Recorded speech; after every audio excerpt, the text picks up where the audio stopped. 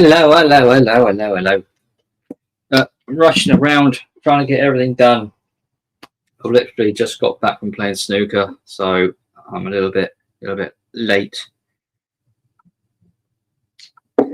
Realise, oh no, I haven't sent the links out. Oh dear. So I literally just done that. Hopefully we'll have some guests on here very shortly. Should have done that a bit earlier actually, but never mind. I was a bit preoccupied. Completely forgot all about it actually. Ooh, getting warm now. Always away. Let's do a live stream. My missus will do. Should put the bloody tumble dryer on, and all the heat goes right through the house and it gets hot. So just literally open the back door just to get a bit of a breeze.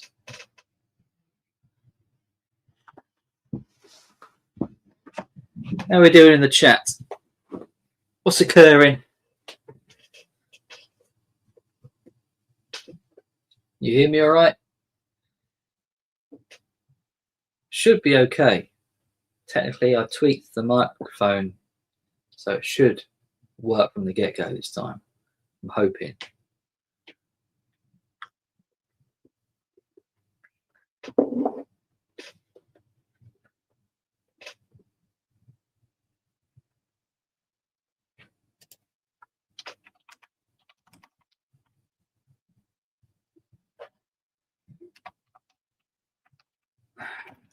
Oh, very good, Jim. How you doing? Brilliant. Loud and clear. Richard, I sent you a link to your email. I've literally just done it. Sorry, it's a bit late, but if you wanna jump on, you're more welcome to do so.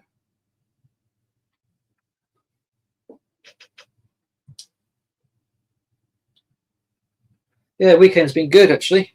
Yeah, I've just been playing snooker with an old mate of mine. So yeah, I've managed to play about 3 games, which thankfully I won. Two of them were black ball games. So the first game I absolutely smashed him. He hadn't played for a while, so okay, Richard, no problem. So yeah, literally just got back after doing that. Watched a bit of Rachel's live stream. The first hour or so earlier this morning. Nice slow Sunday. Yeah, that's what we want. Nice relaxing Sunday. Yeah, I was listening to my Sunday playlist on iTunes. Got loads of albums which I just like to listen to on Sunday, and the Sundays being one of them. So yeah, the 3 Sundays albums are on the list, which I like to listen to on a Sunday, amongst other things. Yeah, got loads of CDs. Got loads of CDs here, which I picked up from the charity shops recently, and a few eBay finds here and there. Let's remove that avatar. Oh God, I really struggled to there it is. Navigate my way around StreamYard. How are we doing then? So every time I do a live stream, it always looks different for whatever reason. I'm not sure why, whether it's bright or it's further away or nearer. Pretty much set the camera up same place every time, but it always looks slightly different. Don't know why.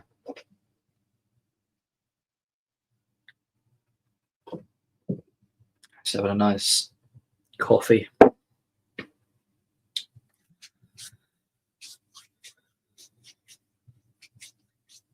Yeah, picked up some vinyl as well.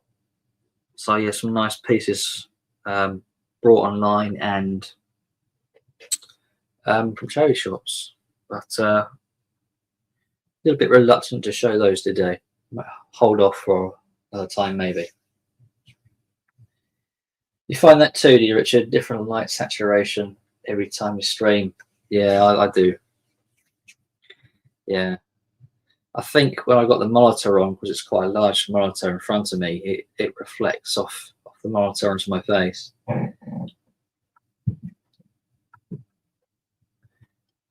Don't really need any additional lighting. I just use the monitor.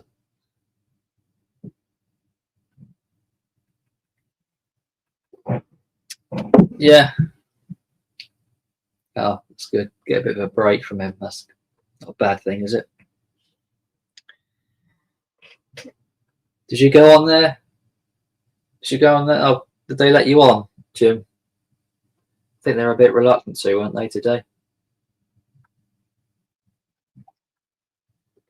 You're right, Michael. If you need the link in the chat, I can put in the chat if you need it, or just go to your email. It'll be in your emails. I literally have just sent it, so it's my fault being a bit late regarding that. Oh, definitely, Jim. 100% agree with you. Yeah, watch a bit of Rachel's too. Yeah, it is a bit more calmed down than it has been in the past. Like the previous Rachel Ghost got a bit out of hand a bit, didn't it? But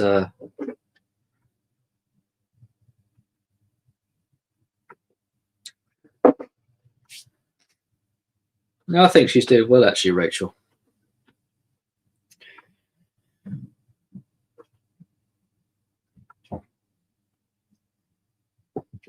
No, I'm not going to waste the stream arguing about that.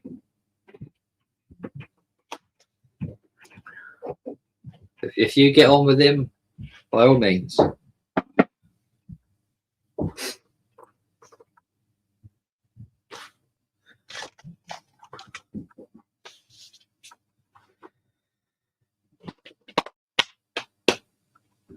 Yeah, so how many CDs have I picked up recently? 1, 2, 3, 4, 5, 6, 7, 8, 9, 10, 11, 12, 13, 14, 15, 18, 19, 20, 21, 22, 23, 24, 25, 26, 27, 29 CDs here. Yeah, well, you try telling Rob that. You try telling Rob that.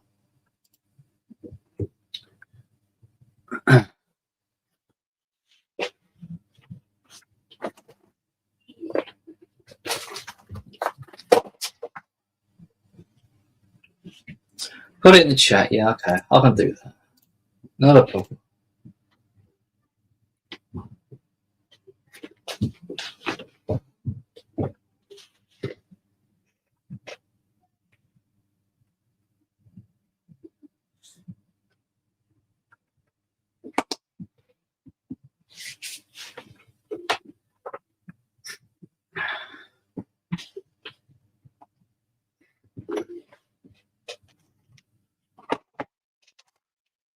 Got some good finds here, I tell you.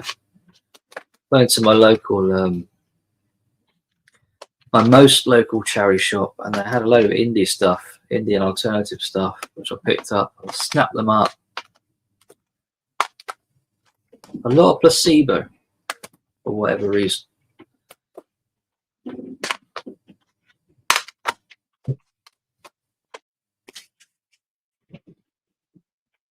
Yeah, I know.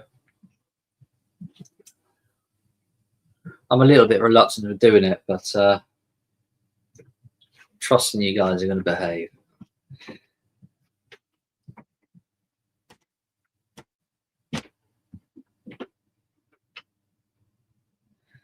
Yeah, I know. Yeah, thing is, Jim, you don't want to overstay your welcome, do you? So, you know, if it's going to be problematic, then maybe you know, maybe it's for the best not to go on there till maybe another week or whatever.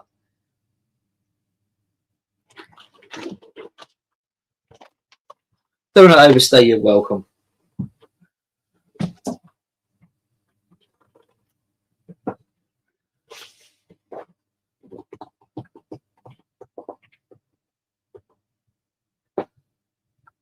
I can't always get on there. Like there's times I want to go on there, show my face and participate, but I just can't always do it with the time it's set for one, and you know, the kids and everything I've got going on at home. It has to be the right time for me. So I don't get on there as much as I like to. Nowhere near. But it's not easy.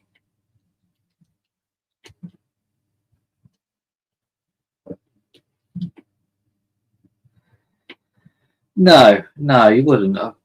Yeah, certainly for me regarding doing my own live streams and videos as well, you know.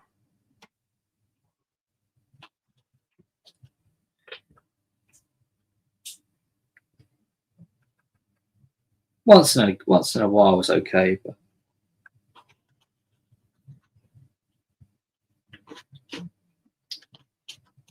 Brits don't tend to be too popular on there, do they?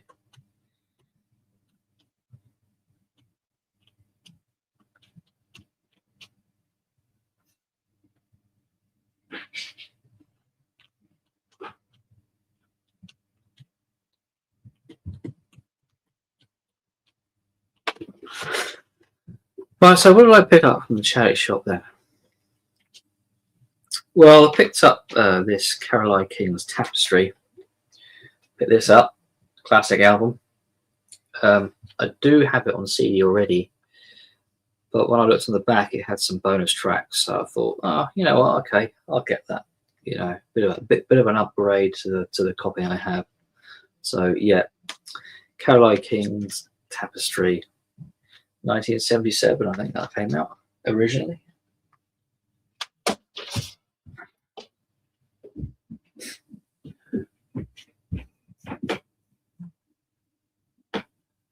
You do, Jim. You're very brave for going on there at times. I applaud you, actually.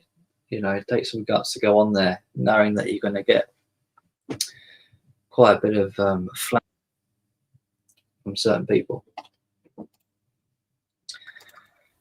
You all right, Michael? What's up, buddy? How am I coming in? A little bit loud, just a little bit. Okay, good. I'm better loud than too soft. Let me turn it down here. Hold on. Because usually I don't get really good reception. That's good. How about now? Yeah, that's better. Is it still too loud? That's okay. It's fine. Okay, great. I'm sure they'll let us know. So tell me, who doesn't like the Brits? The Americans. Not all Americans. Not all Brits. Not all Americans. Well, listen, you must understand there are little pockets of different ideologies and philosophies in this country. Yeah. And there are some pockets that are darker than others. And I don't mean, literally, I mean more as far as energy wise, as far as, their perception of the world and the things around them. Despite what's going on over here, believe me, it's really the government. The people here, we're not vibing with what's going on. I think it's the cultural difference. I think that kind of gets looked at overall, the person's kind of character, you know, how you are culturally, your political kind of stance, you know. I think that's a big part of it. But, that always comes with lack of education, you know. But left and right can get on with each other, I find, over here quite well. But I don't know what it is. Yeah. It used to be that way. we're going through this period. I'm once again, I'm holding out hope, but I don't know. There's too many Americans here who have a distorted look at things. Way too many. Yeah, I know you've got a lot going on over there, more so than the UK. I would have thought. Dude, this guy he won't let people just live a life of peace and calm. It has to wreck everything. Just can't stay out of stuff.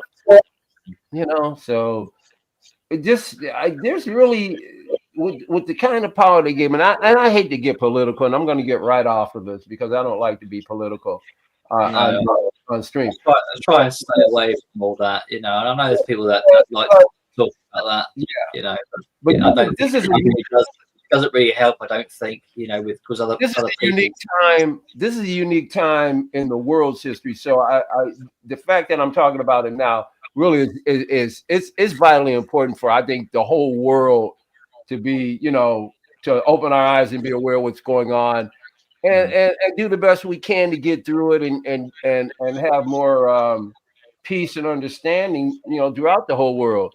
But we got to root out the cancer of evil and hatred, man. It's cancer, and it's real. We can't deny it. The world is not as safe, and it's not as not that it was ever peaceful, but it's just havoc thrown around for havoc's sake, and there's no reason for it. I agree. But I have faith that here in the United States, I think we're going to get through this. I think we're going to get through it. We hope. Let's hope you do, because I think certainly Britain leans on America quite a lot, and so do a lot of other countries, don't they? Well, you guys aren't getting a walk in the park either, but at least you're trying your best to uphold to your particular, rules, your laws. We got people here. They're just like, we'll lie, we'll kill, we'll just do whatever we want. I mean, we'll just do what you want.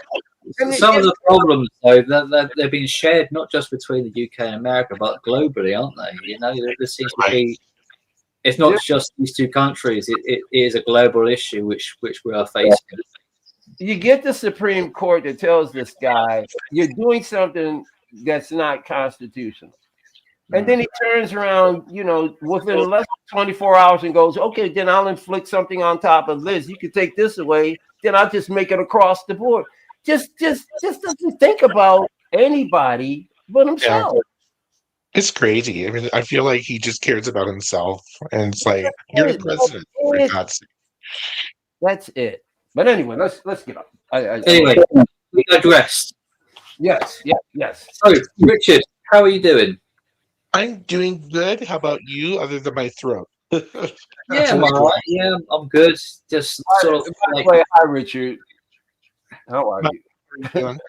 Good. So we were talking. Well, I was talking about taking a bit of a different direction to record collecting and collecting CDs and focusing on completing discographies and just kind of rethinking things a bit more, which I think that was the video which you watched, wasn't it, Richard, which you could kind of relate to. You said you started culling your collection back a bit. Yeah, it's kind of been my MO for this year. And what I've noticed on the VC is that a lot of people seem to be talking about this. I want to get rid of this. I'm downsizing, for space or whatever. I mean, I have my own reasons for downsizing because I'm getting older, but just come to realize it just seems like it's a big hot topic right now in the VC. Everybody's talking about what they could do to either sell off, purge, whatever. Yeah, it seems to be like the tags get done for January, and then once the tags are done, people are thinking, right, I need to sort out my collection now. I need to downsize, which I think a lot of us are on the same page, aren't we? We have too much stuff. we spent too much in the last few years on our collections, and it's starting to get a bit out of hand. January is a good time to sort of reflect. It's been the start of the year and kind of rethink, where am I going with this, what I need to do, what do I need to get rid of. what genres am I more inclined to sort of have most of my interest in, you know. So there is a bit of a reboot going on. Would you not agree? Oh, totally, totally. And it's just I've just found that, I've been downsizing my entire house systematically over time, and now it's starting to look at the record collection. I found it was interesting that I'm finding that the decisions are way easier than I thought they were going to be, at least at this stage. So I found two empty crates, put them over by the corner, and just started going through stuff. It's like, I haven't played this in years. I can't see me playing this anymore, and just put it in the pile. And then when the crates were full, I took them to a record store that's pretty near my house, and the owner was looking through that's like, you're getting rid of some really good stuff. Yeah, it just isn't stuff I'm into anymore. So they gave me a really decent trade-in allowance, which is rare, especially for the Good. store. That's good. It So sounds like you've done better more than what I did, because I bagged up a load my whole collection, which what I wanted to get rid of. I took them to the record shop, my local record shop, and he went through them and he cherry picked the ones he wanted, and he discarded the rest. And he said, "Well, I'll give you £100 for that bag," and which was a fair price. It was okay, but I was kind of like, well, it was a set to go all together, and I know by going through the bag he wanted, I knew the records in there, which were pretty tasty records. I could probably get a lot more than £100 if I was to sell those privately. So to my surprise and his surprise, I declined the offer and took the collection back. And then I got contacted by another record shop who wasn't buying but knew someone who was, a guy who goes to fairs and sells.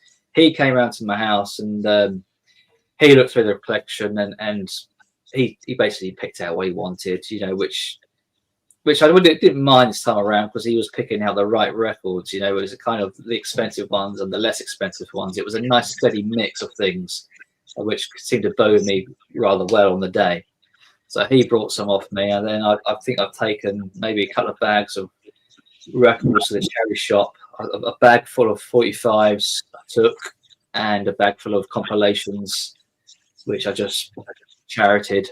I mean, I've still got a few bags here behind me, which I need to sort of go through and decide what I want to do with them. But yeah, it was interesting when I took the crates to the record store. That was the first time, second time I had actually traded in for credit. And usually, especially when I started calling CDs, no lie, over 2 or 3 different, going through the stacks and just pulling things, I pulled about 400 CDs. Didn't trade in one of them. I just took them all to the charity shops and said, I'm done. Yeah. And I could honestly say I don't miss any of them. I bagged up virtually all of my compilation albums, all like the Nows and all that kind of various artist stuff. Bagged it all up and it all went to the charity shops. I must have taken about 4 bags worth of compilations, Bag for Life bags, quite hefty old things, and just got rid of them. Yeah, and it's kind of like when you're downsizing your house, getting rid of things that, the tat that you kept for years, or if you're downsizing like a parent who passes, you go to their house and you have to sell stuff or get rid of stuff. When it's gone, the load, it's just like, oh, it just feels better. I just feel better about, I'm curating my collection down to what I want, like, and play. Yeah. I think a collection is deeply personal, isn't it? And I've noticed in my collection, I've been buying things which, like, my parents once owned, or listened to either on vinyl or cassette or whatever format it was, and I've ended up buying it years later. But the appeal isn't quite the same as it once was when I brought it a few years back. And I'm thinking, why am I holding on to something which isn't really me? Well, it is, but it isn't. You know, it's kind of like my parents. So I've given up on a few of those kind of records and things, and thought, no, some of them just don't sort of like resonate with me, you know. And I thought, well, why am I holding on to this stuff, you know? Yeah, So exactly. a few of those have gone, you know. Michael, do you do the same thing? Are you culling or are you still collecting? It's funny you guys should bring this up because I'm actually purging, but not music. I don't belong to the community anymore, but I do. In other words, I'm still a collector of 6-scale figures, but I'm not streaming anymore in the community. One, because I didn't want to devote so much time to talking about it as much as I'm still going to be collecting, but I didn't want to talk about it as much anymore. And I also wanted to purge out I started off in 12 scale and I bought a ton of that stuff. And then I graduated back to 6 scale, which I was actually collecting when I was a kid, but they were G.I. Joe. But now they have these 6-scale premium figures that cost several hundreds of dollars. Literally, that particular passion that I have is more expensive than vinyl and CDs at one pop. So, but the thing I was realizing was that I no longer wanted to do the CDs anymore. I'm sorry, I no longer wanted to do the 12 scale figures anymore. So I've literally been purging of those and selling them off and giving some of them away. But I'm actually at least maintaining, if not kind of ramping up my purchases of LPs and CDs. So I'm going in actually the opposite direction that everybody else is going in, at least here when it comes to music. I'm actually building that back up because guys, I've got passions in my life, but one passion that has never ever left me is music. It is the most important thing in my life. I don't care whatever else I'm collecting. Music is the most important thing. And I was spending a lot of time in the collectible, but I was so entrenched in there that I was leaving my real passion behind. And I said, I at least have to balance all of these things that I enjoy doing. I can't run 3 channels. So the collecting has to go as far as maintaining some kind of channel presence because I was getting burned out. Sure, of course. You've got a lot going on there, haven't you? A lot of different interests and collections and things. Well, no, that's the problem. Too many people into the same thing and talking about the same figures for days after they release. It's like, can we move on? It was certain things that were so repetition. It just got so boring. Yeah. And I'm like, why am I here? Why is everybody talking about? Why is every channel exactly this? I'm like, no, I'm done. I love. Don't get me wrong. I've got these are art pieces, and I love collecting. I'm going to continue doing that, but I have to have more respect for my time and the things that really bring me the greatest joy. And it's always going to be music. So if it's not performing or playing in my home studio or creating it, it's DJing and collecting. That's where I'm at. So right now, I found a perfect balance as far as producing or playing my own music, DJing, and collecting. I've got a nice balance, and I'm not going to let it go right now. I'm having a great time, and it's funny. Also, Simon, I actually did a haul yesterday, but they're mostly albums. Only picked up 2 CDs recently, but most of the stuff I got to show are LPs. Oh yeah, that's cool. Yeah, no problem. Yeah. So you kind of going back to your musical roots now, I suppose, haven't you, Michael? Well, I never left them, but I did left completely. But you know. I was not devoting the time to it that I really wanted to. And when I went back to the community of musicians that I vibe with, I told myself, this is my home. You know, when I went back, oh, this is my home. Not necessarily the vinyl community. I'm talking about the community of musicians. Yeah. The vinyl community is a place that I have been a part of for a long time. But as far as speaking a particular type of language when it comes to what I create myself, talking with other musicians and other, that's it for me. Yeah. It's very difficult to maintain two very different interests, isn't it? I mean, I used to like collecting retro games, but to keep up with that and music at the same time, it's not doable. Something had to give after a few years of trying to do that. So I ended up selling a load of old Super Nintendo games and Mega Drive games, and just completely like I gave up on it. It's just out of reach, Well, not to belay the fact that I am running out of space, and I should be buying more albums, really. But I'd rather.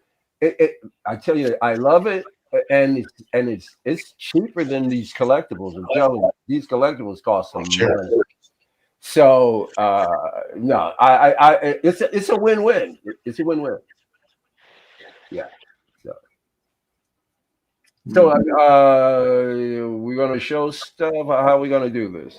Yeah. Do you want to show? You've got more CDs than we could take a I at. So have. I've got two CDs actually, and then I've got like maybe I don't know 10 albums that I just recently snagged. Okay. All right then. One at a time, or like maybe 2 albums? It's your I've got a load of CDs here. I'll show 2. Okay, go ahead. But you can show whatever you want to go show. So yeah, mostly cherry shop finds really.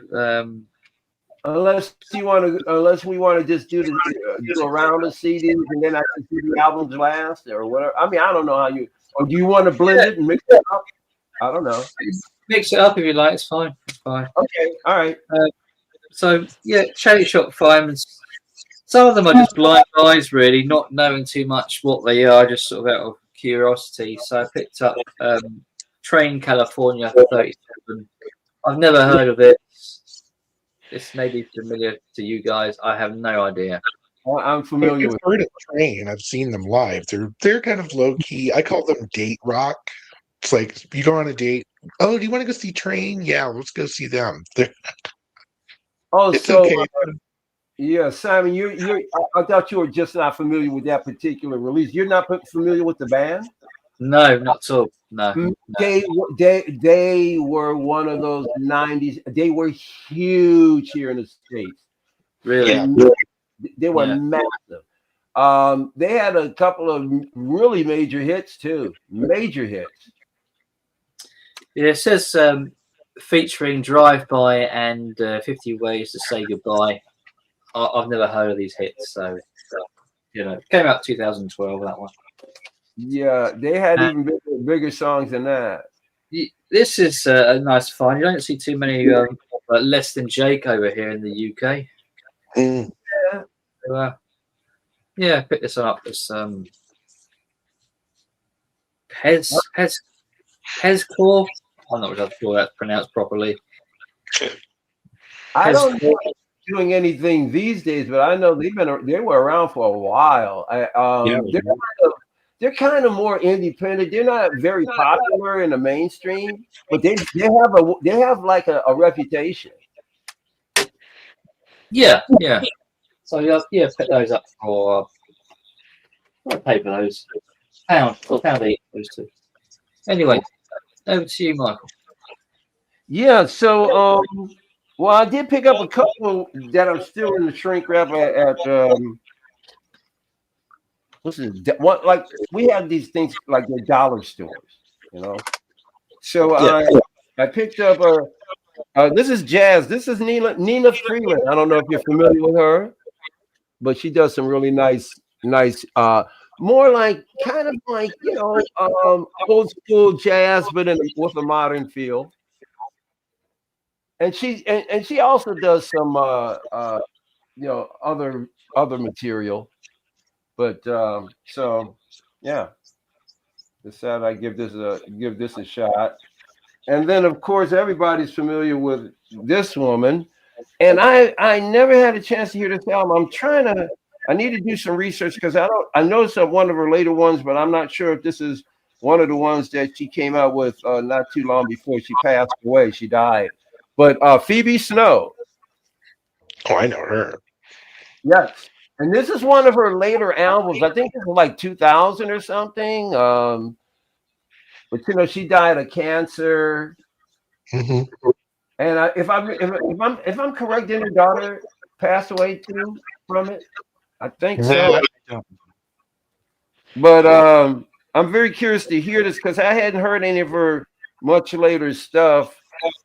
And she's always brings a very soothing, calming sense to, you know, your ears when you listen to her. So yeah. So I'm very curious to hear these. I hope they sound as good as I think they might. Yep. So those are my CD, y'all. Simon, let me show you this now. Let's get this out of the way. Now, we talked about CD singles before, and We did. going through my CDs, and also this week I did a lot of dancing through my discs, and I'm like, wow, you know, I've got far more CDs than I do albums. But my library of CDs are so much more eclectic and vast. I go to them sometimes and I go, hey, I forgot I had this. Mm-hmm. So I was going through, and it dawned on me. It started coming back to me. When I used to go to the shops, particularly in the 80s and 90s, particularly the 90s and early 2000s, they would always have these little boxes right here at the cash register when you're going to pay. And it'd be just free CD singles. I used to grab stuff out of there all the time, and I forgot. I've got a bunch of CD singles that I had totally forgotten I had. One of the ones I've gotten, I said, I think I'm going to save this for Simon because I'm pretty sure it's probably rare because it's promotion. I don't think too many of them were distributed, and I'm not sure if you even heard of it. But this is a DVD, two videos. Oasis. Ooh. Nice. I grabbed that. I was grabbing this out of some box, because this thing came out, I think it was 2000. What's the date on here? And this is how you can tell this is a promo. It says promo limited, and it's got a huge FBI sticker on it. Wow. I'm not sure there ever was a single over here. So Simon, I'm going to send that to you. Oh, awesome. Nice one. Because I know how big a fan you are. I've never seen that before, actually.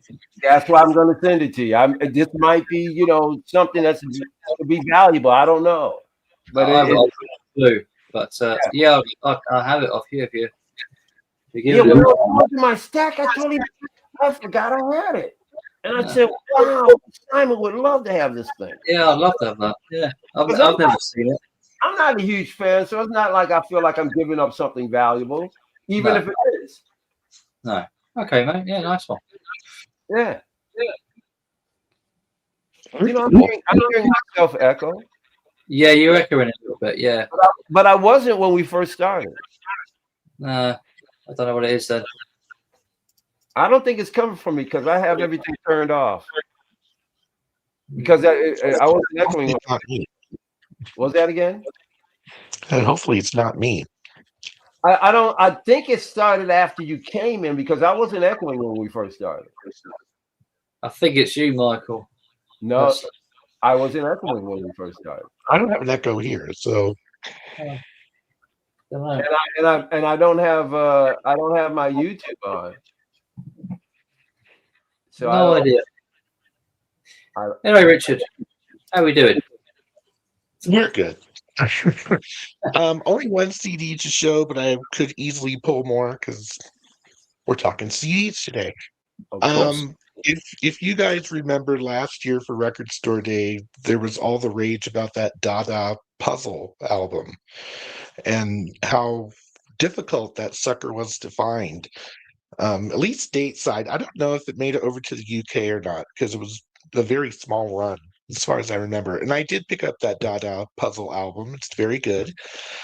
This year they're doing another Dada album for Record Store Day. It is called El Subliminoso. I had never heard it. So I thought, well, it came out in the 90s or something, so is it available on CD? And sure enough, it is. Yes, I've seen this There it advertised. is. Yes.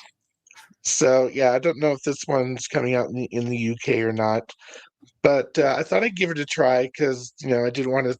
That Dada, the puzzle album was really expensive, and I was like, if this is coming out as a limited run and it's going to cost $50 some, I'm going to listen to this first to decide if I really need it. And I've sort of decided I really probably don't, and that a CD would just be just fine. I would say it's similar to the puzzle album. It has the, sort of to me college radio rock sound of, that 90s without the grunge. But it's not a bad little album. And it has Mazzy's buddy Joey on here. So, and there's some. Yeah, I see that he was advertising it on Rachel's Ghost, wasn't he? Yeah, exactly. And on the inner, really hard to see, but in this corner, it looks like Joey signed this. Ah, nice one. Very teeny little squiggle, and there's also a pen squiggle on the CD itself, which is in my CD player right now. But I was like, oh my God, if this is a signed copy, it was like $5. Why not? So let's see, $5 for a CD or $55 for an album that I'm probably going to play once and shelve it. What did you think of it, Richard?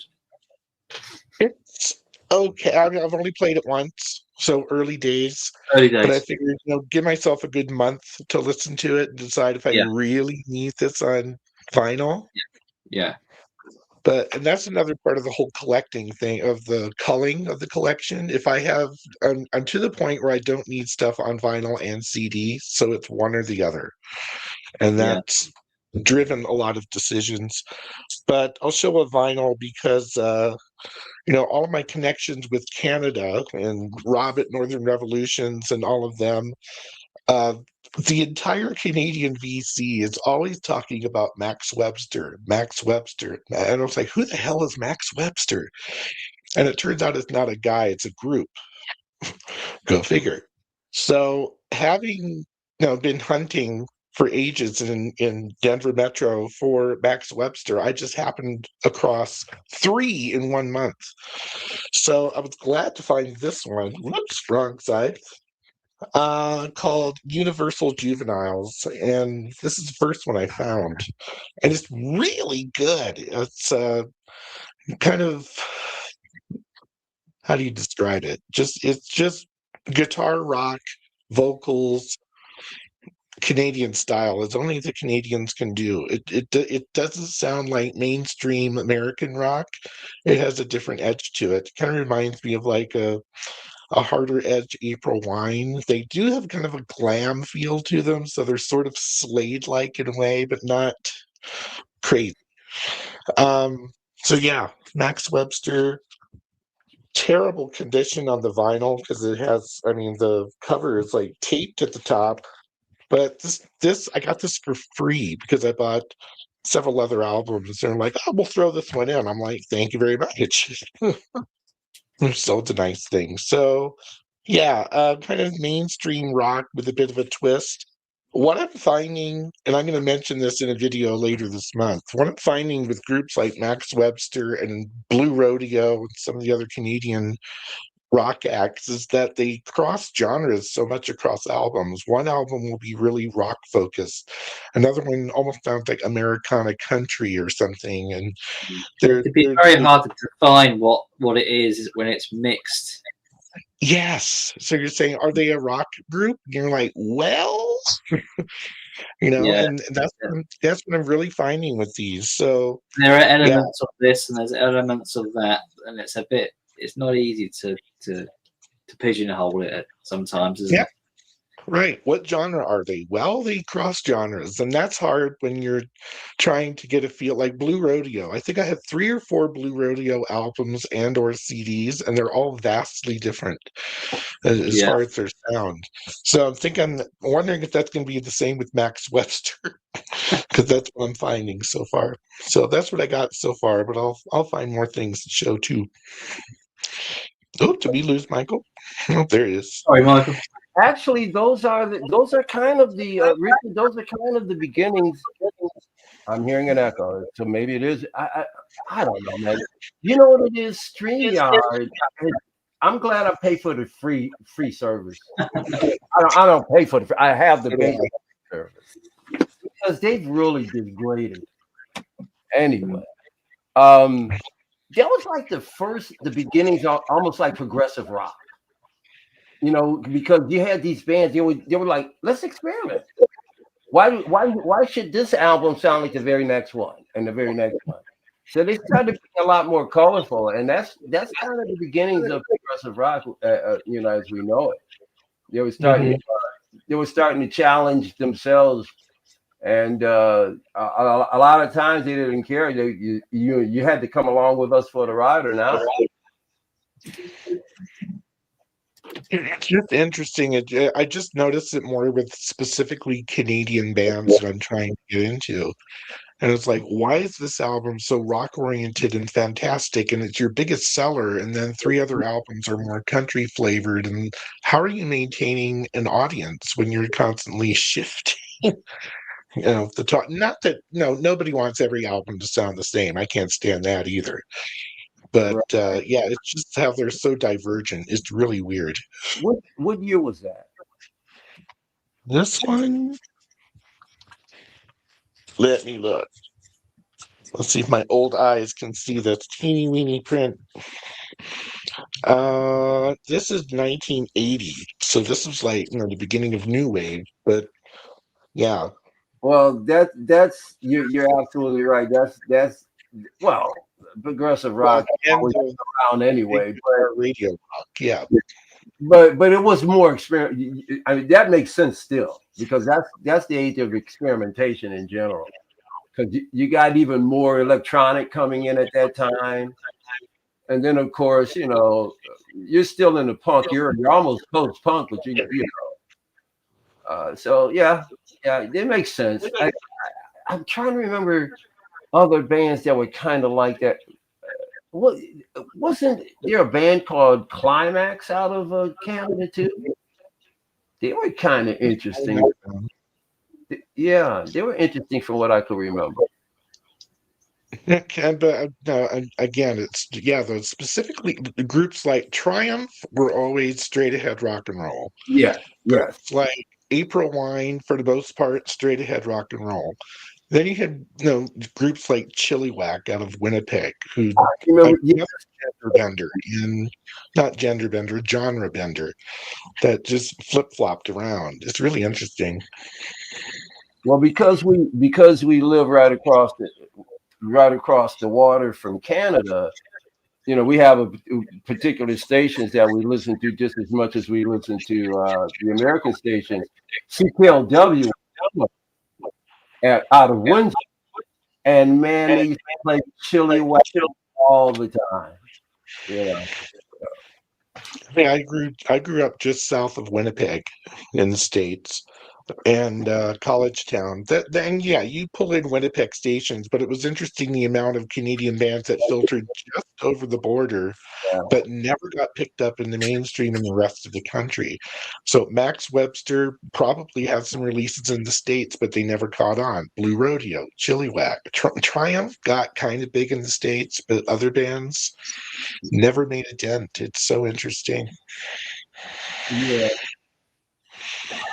Who's next? I think it's me. Okay. So yeah, another blind buy.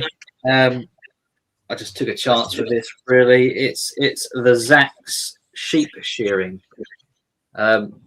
hadn't really got a clue what this is. I stuck it into my PC. iTunes reads it as rap. I'd say listening to it, to me it's more alternative than it is anything else really. It's okay. It's all right. You know, thought I'd give it a whirl, see what it is about really. But it's okay. And I need another Dire Straits album to complete my Dire Straits CD collection, the studio albums anyway. And this was one I didn't have, was On Every Street. So I managed to pick this up. Came out early 90s, 1990, 91, around about then. So maybe perhaps one of their later albums, I think. So yeah, pick that one up. So that's my Dire Straits lot done now. So another one off the list for this year, which I'm pleased about. I see Spring Hill said 39 Steps reference. Brian Ferry does a song 39 Steps, and it's patterned after the movie, and it is a fantastic piece. I am elated, fellas. I found some great stuff, great digging. I think at one time I showed Tomita the planets, and I talked, and I also have pictures at an exhibition, and I talked about how much respect I have for Tomita and how he's somebody who is in the pantheon and should be on the Mount Rushmore of one of the forefathers, one of the greatest creators of electronic music ever. So I been trying to replenish my collection of certain artists, and my goal is to at least try and acquire Tomita's, 70s releases. They're just masterpiece after masterpiece after masterpiece. So I was at the record shop yesterday, and I was like, "Holy cow!" I stumbled across. I got a feeling somebody dropped off. Like this might have been a part of a personal collection, because I found more than one. But I spent pretty much this morning and early afternoon running through the ones that I did get. And this is the thing I love. Tomita's packaging, the covers are just awesome.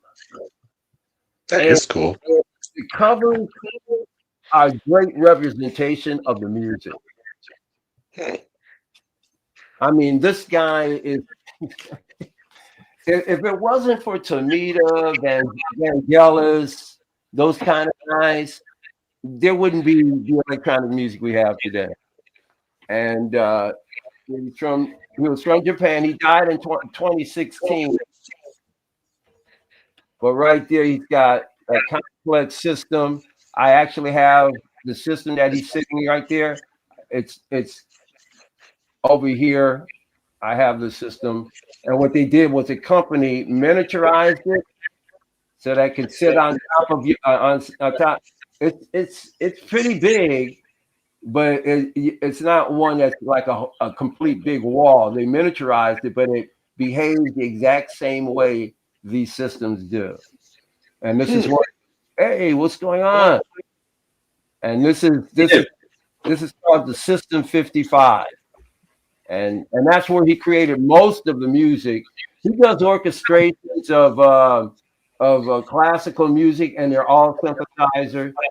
Very much what Wendy Carlos was doing back in the day, but he was doing it around the same time as all of the great composers were. So this album is so good. I can't tell people enough. If you're into electronic music and you collect electronic music, this is essential. This is essential music in your collection. Fantastic stuff. Nice. I had a CD by that artist. I recognise the title. I recognise the font. I think it might have been a album of classical covers or something. Well, he does. He's got more than one album. I mean, he does his original stuff, but he's got more than one album that he covers classical, and he also does classical, but he'll put his own embellishments in them. So you'll hear something, you go, oh, that's Sibelius, but then he'll do a movement and that's his own. Yeah, yeah. So he does a little bit of both. Yeah. But he truly is a pioneer in the game. There's nobody bigger or better than him. Vangelis isn't bigger or better. They're both on the same plane. So how are we doing then, Spectrum Troop? Very good. Pleased to be on. When you started, I was just having dinner. I tried to log on. I emailed you, but I wasn't sure what was wrong with it. But I think you'd written you put a typo or something in the thing. So had I? Oh, sorry. I got there in the end. Okay. Yeah, I'd already put it in the chat anyway. So was this your first time doing a live stream then? Yeah. Not been on any thus far. All right. Well, welcome to the experience. Thank you. No, it's pretty all right, and takes a bit of getting used to, but not quite the same as doing the videos, is it, Richard? It's that spontaneous thing. It's a very different animal from doing videos. Very, very different, but you get used to it. So we're basically just going around showing our finds, really. So I don't know if you want to show anything. It's funny enough, since I did the last video, I've been on a bit of a I don't know what the word is, like sort of like hiatus. I've tried like finding stuff on eBay and just haven't found anything for days, but that's probably a good thing, really, because I've saved up and I can get stuff when I next go out properly. Right. You have brought quite a bit from eBay, haven't you? It's easy to get hooked, isn't it, on eBay? Yeah. But you can pick up some nice finds on there. But, anyway, so who's after Michael? Would that be you, Richard? Yep. It's me. All right, over to you then. So I went to go pull some CD singles because when I was going through CDs and trying to thin the herd, they were kind of a bug to me. And I'm like, so I keep these? Do I need them? Some of them were very easy. Again, it's like, I'm not. No, those samplers, like Michael was saying, you pick up little freebie ones. Most of them have like maybe one song you want, and that's it. But then there were harder ones because back when shipping from the UK to the US was reasonable, it's not anymore. I used to buy a lot of stuff just because, so-and-so has a new album coming out and we'll bundle the CD with a CD single and this, and it would be fairly inexpensive. So things like all of my Peter CD singles, and I know Simon's ears went, I was going to say. So, I mean, like, having the Buck Rogers CD single and having Yesterday Went Too Soon CD single. Oh, yeah, I remember that. Yeah. And Just Today, the EP. A lot of these covers. Feeder does really cool. Do you have covers. any of those?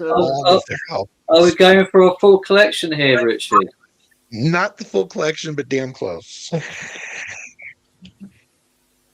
Do you have any of those that he's showing there? Very cool. Simon, do you have any of those? Any what? No, I don't think I've got any of these.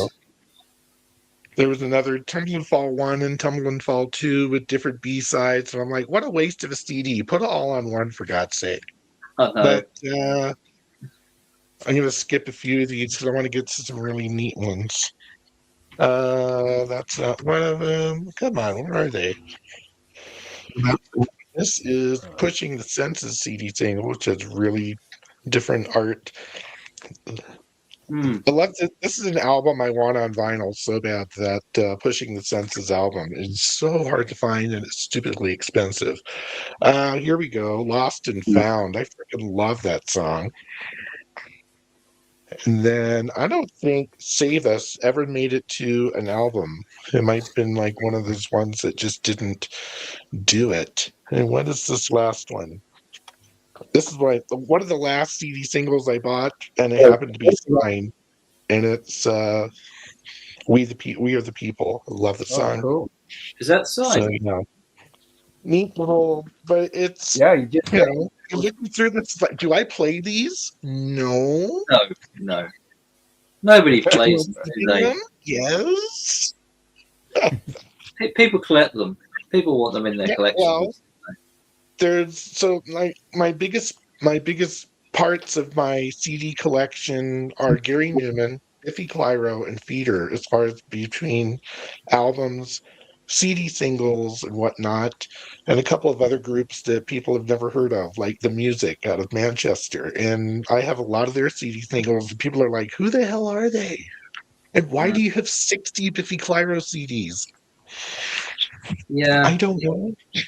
I mean, I have probably got a near complete Oasis single collection, and of course, I don't play them. I just want them. Yeah. Collectors.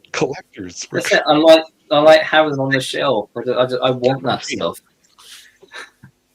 But my thing is, even if I were to sell them, the only market for Feeder is in the UK. I'm not shipping them to the UK. No one's going to pay to ship them from the US. No. And just going, if I were to sell them on the American market, they would sit forever, and nobody would want to pay. You probably wouldn't get much for them in the UK either. They're not exactly going to be expensive stuff to buy, are they? You're just probably better off setting on them, really. So that was what, like 15 CD singles and then some. I figured that's a good size turn. That was a good one. Yeah, I like that. Yeah, I don't think I've got any of those singles. Anyway, so Richard, you showing anything at all, Spectrum Tube, or should we just sort of bypass? Yeah. I don't know. I mean, so what? The theme is like full discographies on CD specifically, or just? Yeah, it's a mix of things, really. So yeah. Yeah. I mean, like Rick was saying, I think one of the biggest things that I've got like a complete discography on is probably Eno. That's vinyl. Well, he might be the artist that I have the most by. I think that's 15 records. Can you guys hear me? Yeah. Oh, okay, I wasn't sure. But do they have to be complete discographies, or? We were just talking about complete discographies. We weren't actually showing anything. What we were showing is our recent pickups. Oh, okay. So that was just conversation. Yeah. But if you want to show something, you feel free. No, I was just trying to think of, do I have complete discographies of any one artist? That is a question, because there's people don't. Oh, not everyone's a completist, are they? So there's yeah, but then again, it also depends on the artist or band, because some bands only made 3 albums or 4. So right, you got to talk about bands that are generational, I guess. Yeah, like the Who or Stones or that kind of thing. I've recently myself just completed the Beach Boys collection. So every studio album I now have, or I will have, as soon as they're delivered through the post. Wow. So that's 29 albums I have. But a lot of the CDs, which is mostly what the collection is, they have doubles on there, so you can amass them pretty quickly. With these twin albums they do. So that's how I did it. Not like I'm a hardcore Beach Boys fan, but I got like maybe 6 or 7 of their albums. Yeah. Of course, they're acquired mostly due, purchases from other people's collections, as opposed to, because a lot of the stuff that I have, particularly the almost show tunes or the very thematic orchestrational music from like the 50s and the 60s. in the 70s. These were unique boxes that I brought from people, like unique crates, you know. Because there's this guy that I've been kind of following kind of voraciously lately. His name is Scott Wilson. He does a channel called The Pressing Matters. And he talks about a lot of vinyl from the series called Living Stereo. And these are albums that came out in the 50s. But these are audiophile albums that were done intentionally to make the best sounding albums you can ever hear. So the engineers that did these albums, their whole mission were to outdo each other and make the best sounding thing. And Living Stereo is one of them. I didn't realize what I had in my collection until I started watching Scott Wilson. I'm going, wow, this guy, yeah, I've got these too. And he starts showing stuff, and I'm like, and he says, now make sure if you have this particular release, it's on this particular label and not that one. Make sure it's the red, you know, RC or whatever. And I'm going, holy smoke, I got it. So he was turning me on to stuff that I've got some gems I didn't realize he even had. So I noticed when I was collecting the Beach Boys albums on CD that I could pick the albums up, the older albums, pretty quickly, the stuff from the sort of 60s and 70s, which has been repressed a number of times on CD. But when it came to like the 80s stuff, the 80s albums, which literally like were pressed in the 80s, and that's basically it. Yeah. So there's limited of them around. They start to come up in price quite a bit, you know. But the majority of the older stuff. They did a double album of a greatest. Well, he's done more than one greatest hits. And I have it here. I can't. I'm not going to grab it right now, but we did a double album that's the greatest hit. And I was watching one of these channels with. It wasn't Michael Fremer, but it was one of these guys on that level. And he showed the album. He says, if you can find it, he says this is not like a really hard album. If you can find it, you can find it. Like he said, it's one of the best sounding albums he's ever heard. Just very, very well done. And I'm like, I got it here. You can't remember what it was? You guys go ahead and do what you're doing. I'm going to grab it and find it. All right. Oh, I've got a couple of CDs I'll show. A couple of pickups from my local cherry shop. So they had a load of albums in my local cherry shop. So I picked up. Oh, I love that album. This is very, very good, actually. I did like this. So, yeah, I believe it's the debut, is it not, Richard? Is it the debut? Yeah, that's their debut. I have that on vinyl, too. Yeah, self-titled. So I picked up that one. That was a pound. And also Loud Like Love I picked up as well. I don't have that one. It's a later one, isn't it? The later one, 2013. So, yeah. So, but they had about 4 or 5 of them in the charity shop, and I snapped them all up. I do like Placebo.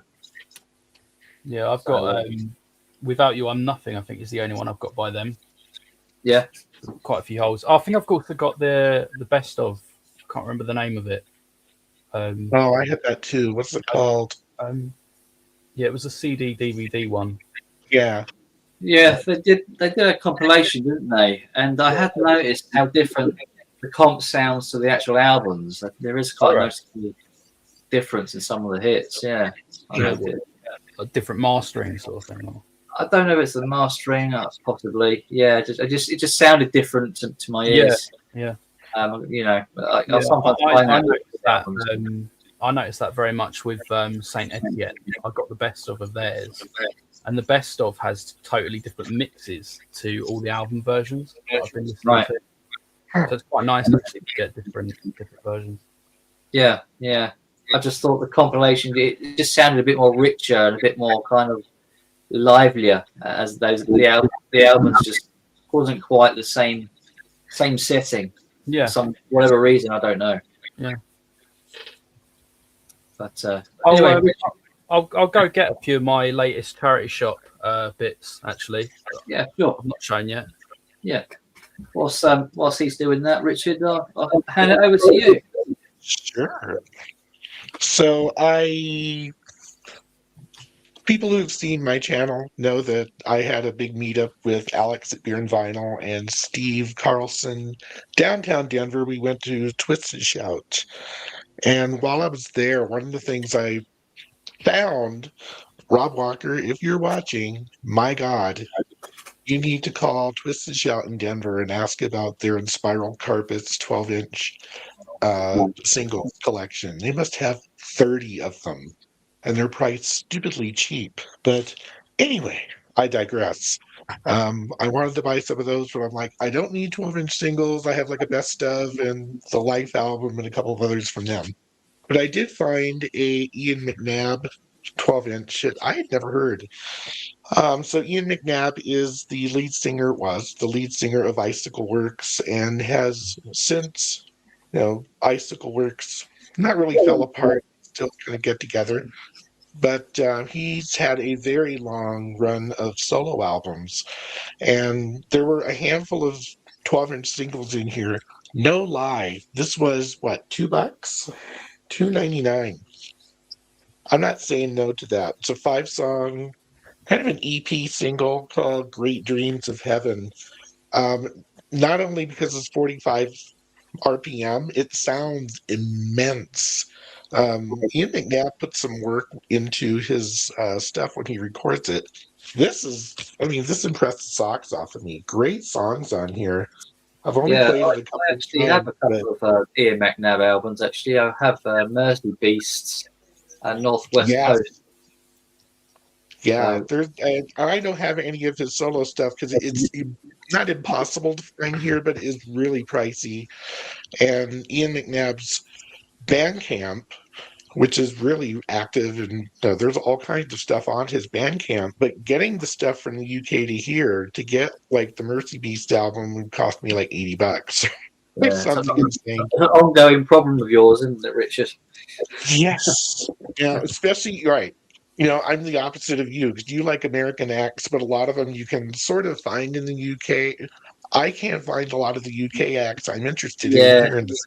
It's a bit more accessible for me, I think, isn't it, over in the UK? It's not always easy.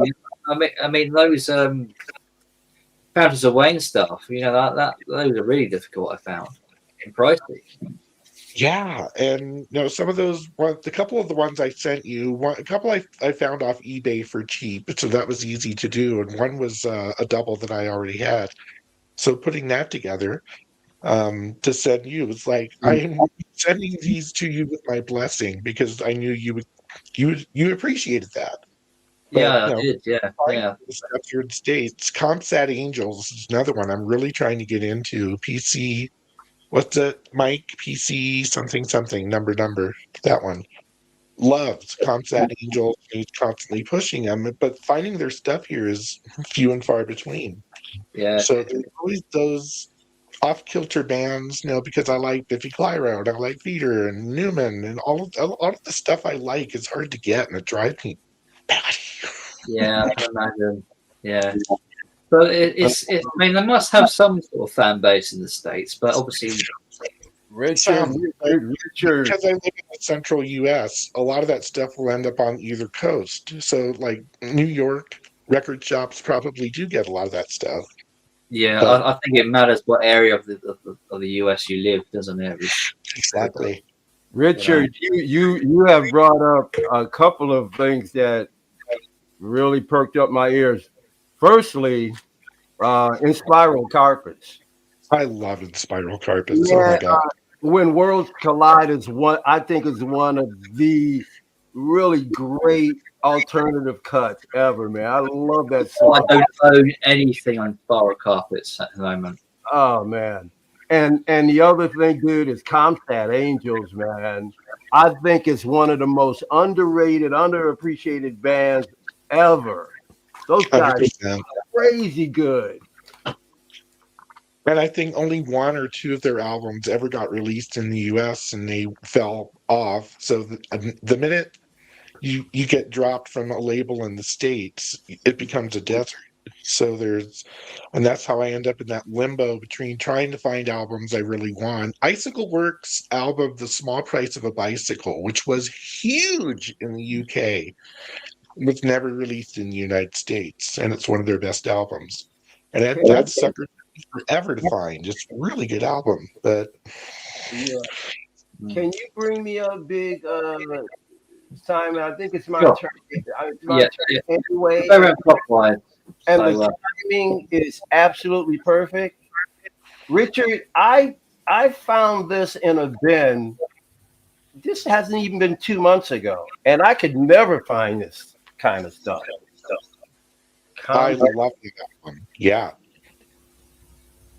Great album, Chasing Shadows. Good one. Do you know the history behind this? I know in the States it's censored out for some reason. Supposedly there was some kind of corporation. I don't know what they sold or what they did, but they're major. They're huge. Satellite, yeah, communications satellite company or something, and they yelled at. Yeah, I think that's what it was. And there was a dispute over the use of concepts. So for this one album alone, they released it as CSA, and they went right back to concept because I think they got permission to or something. Yeah. But you know, I found this. I found this sealed. It's a cutout, but I still haven't opened it. I need to open it and play it, but I haven't yet. It's very good. That's one of my favorite ones of the ones I've found. It's so interesting that you brought that up because, man, I don't think a lot of people really appreciate or even know about them. No. So let me show. Like I said, whoever it was, I think this was a personal collection because there was another Tomita. And once again, look at these album covers are incredible. This is the Bermuda Triangle. This it's so good. I mean, it's mind blowing. And this particular one, and this is the original pressing, came out on colored vinyl. And this is not a reissue. This is like original. It came out on as a red seal RTA. Man, I was like blown away. The album cover reminds me of Oyster Cult. Blue Oyster Cult. He was just so ahead of his time. There he is again. I mean, so this particular album is it's the most ambient experimental, I think, of most of his albums. I mean, he's just going everywhere on it. And the sounds that he creates with the analog equipment is just mind-blowing. I can't tell you guys how elated I am because I'm an intense follower of people like this, and to be able to find these and they're quiet. There's only a couple of these releases that had a few ticks or pops here or there, but for the most part, incredibly quiet. Let me show you one more. Just to where's that other? Yeah, here we go. I'm not sure, but I know this is rare. I don't know how much I could get for it, but this is a Tomita sampler, white label.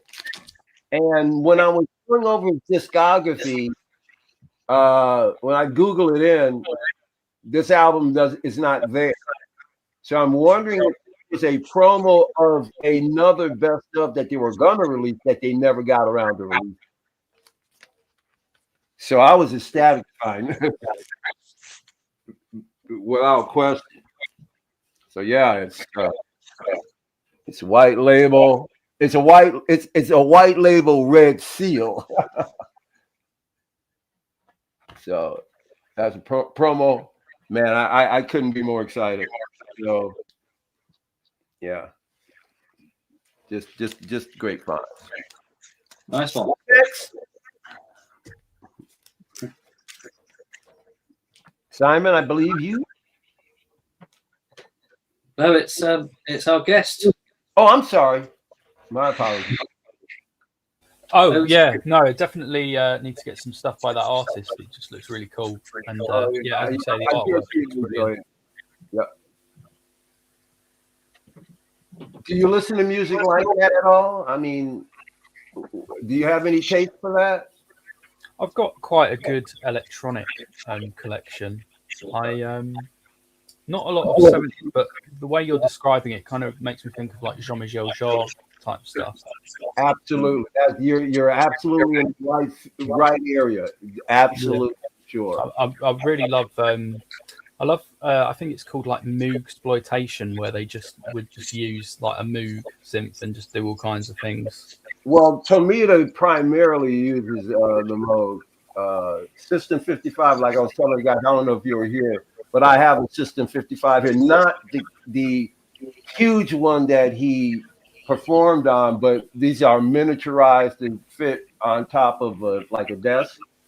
But they act the same way as the original large ones. These are like clones. So I recently got one about a year ago, and I've just been going crazy on it. But yeah, I think you enjoy Tomita. I was going to show one of my latest finds that I have not shown yet. This is not a particularly deep cut thing to show or anything, but I thought I'd just show it. I've got the Man Machine by Kraftwerk. Ooh, good one. I had this on CD for a long time, and I wanted to get the vinyl, but my local record shop strangely had a Canadian copy of it, and it's from the 90s, so it's a little bit unusual. But one thing that I kind of noticed is that the covers actually look quite different texture to what we have in the UK. Well, that came out in the 80s, though, early 80s. That was 82, I believe. I'm not sure about the album itself, but this particular reissue, it's got a barcode on there. Oh, okay. It was a reissue that came out. An early 90s reissue. You don't see a lot of 90s reissues. It's a little bit unusual. Yeah, I have that. As a matter of fact, that's a masterpiece. Yeah. And Kraftwerk, at least in electronic, Kraftwerk, some people say Kraftwerk was the most important band ever. Yeah, certainly for electronic music. I had the pleasure of meeting them and spending quite a bit of time with one of the members. Wow. It was an incredible experience. Yeah, I can imagine. Incredible. Yeah. That's a nice find, that one. Oh, that album is phenomenal. It's phenomenal. Yeah. It's one of those that I would have multiple copies of, I think. How much did that set you back? Would you like to? It was actually surprisingly cheap. I think it was about £16. Really? Yeah, that's a great price. Yeah, that's a good price. Yeah. Yeah. Because I tell you, if you're crate digging for that, good luck. I'm talking about earlier issues of it. Good luck. Yeah. Kraftwerk is not going to be floating around in the bins. I'm telling you. No. And if you get it, you're really good to go. Yeah. Well, people are looking out for that stuff, aren't they? All that kind of synth music. People are snapping them up. New Order, OMD, Kraftwerk. Yeah. I'll tell you another band that you're lucky finding in crates. New Order, and especially their 12 inches. Man, if you find any New Order, grab it. And 12-inch, grab it. Yeah, I think that's crazy money. And even if not for to try and flip it, I just have to go. I got something so freaking rare. I mean, I've got some 12-inch New Orders myself, but there are a lot of them out there, and a lot of other different remixes, and every one of them are wanted. It doesn't matter if it's New Order, they want it. Yeah. So I too picked up a single, nothing as desirable as the likes of Richard and Michael show. But I picked up Carolyn House, Not the Girl You Think You Are. This was £1, so I thought that was favorite of people in the early 80s. I don't think that too often around, and it's from '96. I think this came out, and it's almost like new condition. So yeah. Well, I'll have that. Later. Oh, I didn't know they were doing stuff in '96. Huh? So yeah, mid-90s. I've got their first 5 albums, I think, but I've not really listened much. They pop up a lot, and you just buy them, but I've not really listened. I know Not that sure. Woodface is a really good one. Yeah, I have Woodface. I'm not sure how many studio albums they actually have, but they're a band that keep releasing studio albums. So God knows how many they have in total now. Probably maybe over 20 albums, probably. But I've got a good 5 to 10, I think. But you know, where I get the rest of them eventually, I don't know. Picked up this Kings of Leon, Come Around Sundown as well. So snap that one up. So I'm not too familiar with this particular album. Did those guys? Gay. They were popular for a while. Yeah, they were in the 2000s, weren't they? Yeah, but didn't they break up or something? I think they did. Yeah, I think they did. This is from 2010 anyway, so probably from the later years of their. Yeah. Some bands don't break up, or at least they don't make it official. They just go away. You know what I mean? Yeah, it's true. True. Right, Richard. Yes, Richard. Sure thing. So those who know me, and they know that I have a massive Gary Newman collection. And the CDs, those 2 shelves are all Gary Newman CDs. I'm glad you mentioned Gary Newman because I was going to ask you about what are the albums to buy regarding Gary Newman and Two-Way Army. Okay. I had to get. I'm thinking of starting getting some of his albums, yeah. But what albums do I get? His early stuff is the most, I would say, the most accessible. And probably the easier stuff to find. So my first album was The Pleasure Principle, which is the one with cars and metal and the big songs. So I would say Replicas, The Pleasure Principle, Telecon, and then go backwards to the Two-Way Army stuff is just very punky. It's just very different from his synth era. So it's just, talk about another artist who kind of went from one thing to another, and now I was going to talk a little bit about where he is now. But yeah, I would say the early stuff, and then if you like that, you keep going. And he's another artist, has a ridiculously massive discography. Definitely 80s and 90s is kind of forgettable, but he had a bit of a revival, I think.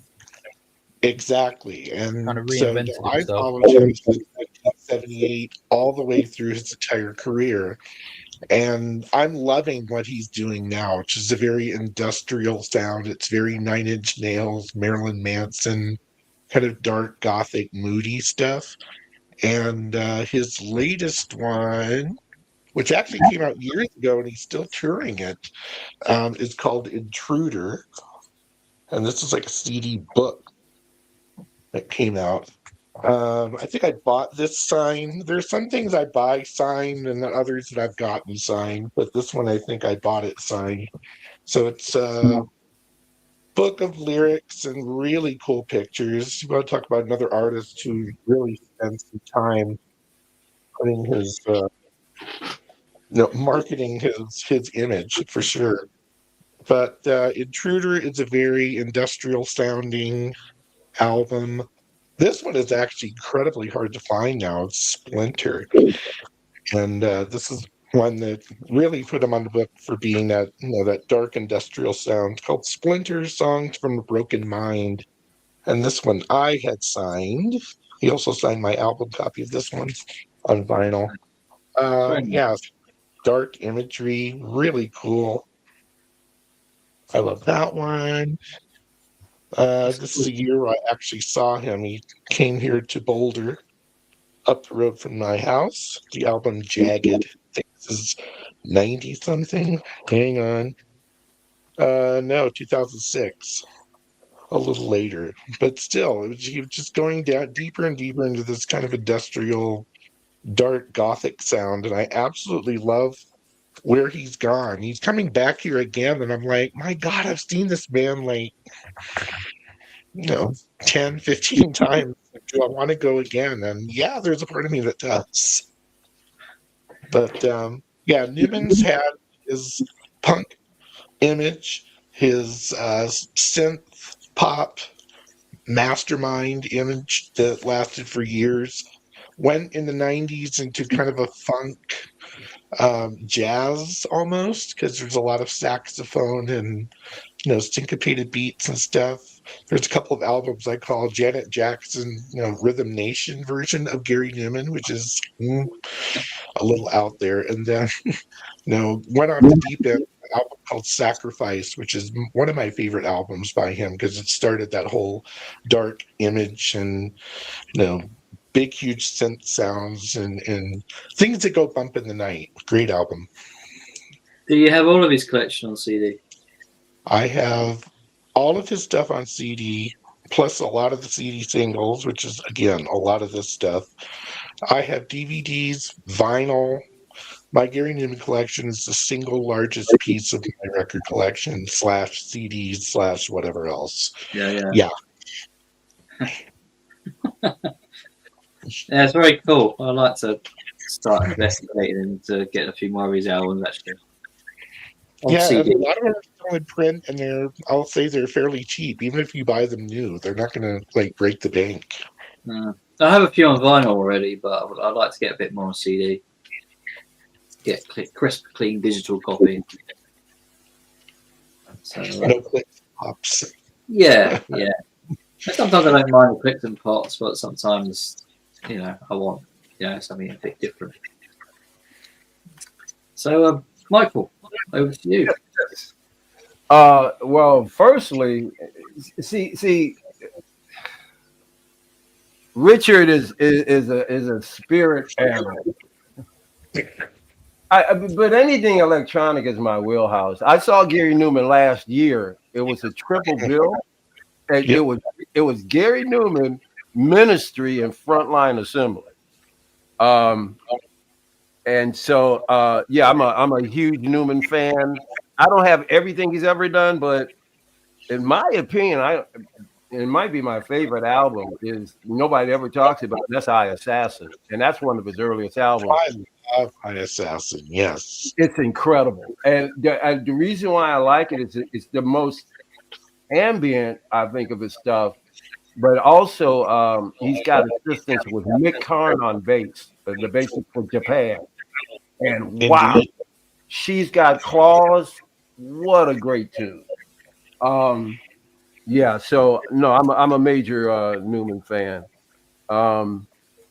So another album I picked up and I think our guest would like to hear about this. This album is considered groundbreaking, one of the groundbreaking albums in electronic music. This is by a gentleman named Larry Fast, F-A-S-T. He is also someone who is considered very high on the upper echelon of electronic music. And this album is one of the earliest examples of the Moog synthesizer as primary instrument, and crafting together just an incredible symphonic electronic. It's amazing work. You gotta, again, if this is your wheelhouse, electronic music, it's a must-have. I mean, I couldn't believe I was coming across all of this stuff. I'm pretty sure it had to be somebody's collection. But well, for instance, around here he plays the Mini Moog, the Oberheim Expander, the Mellotron. Mellotron is one of the more. You guys have heard these instruments in almost every kind of soundtrack throughout the 70s, 60s, 70s, and 80s. And a lot of times you didn't even know it was these instruments because they're molded to sound like horns and strings and stuff. These are primary in soundtracks for many decades. But yeah, so great find. Great find. Cool. Just giving that one a save.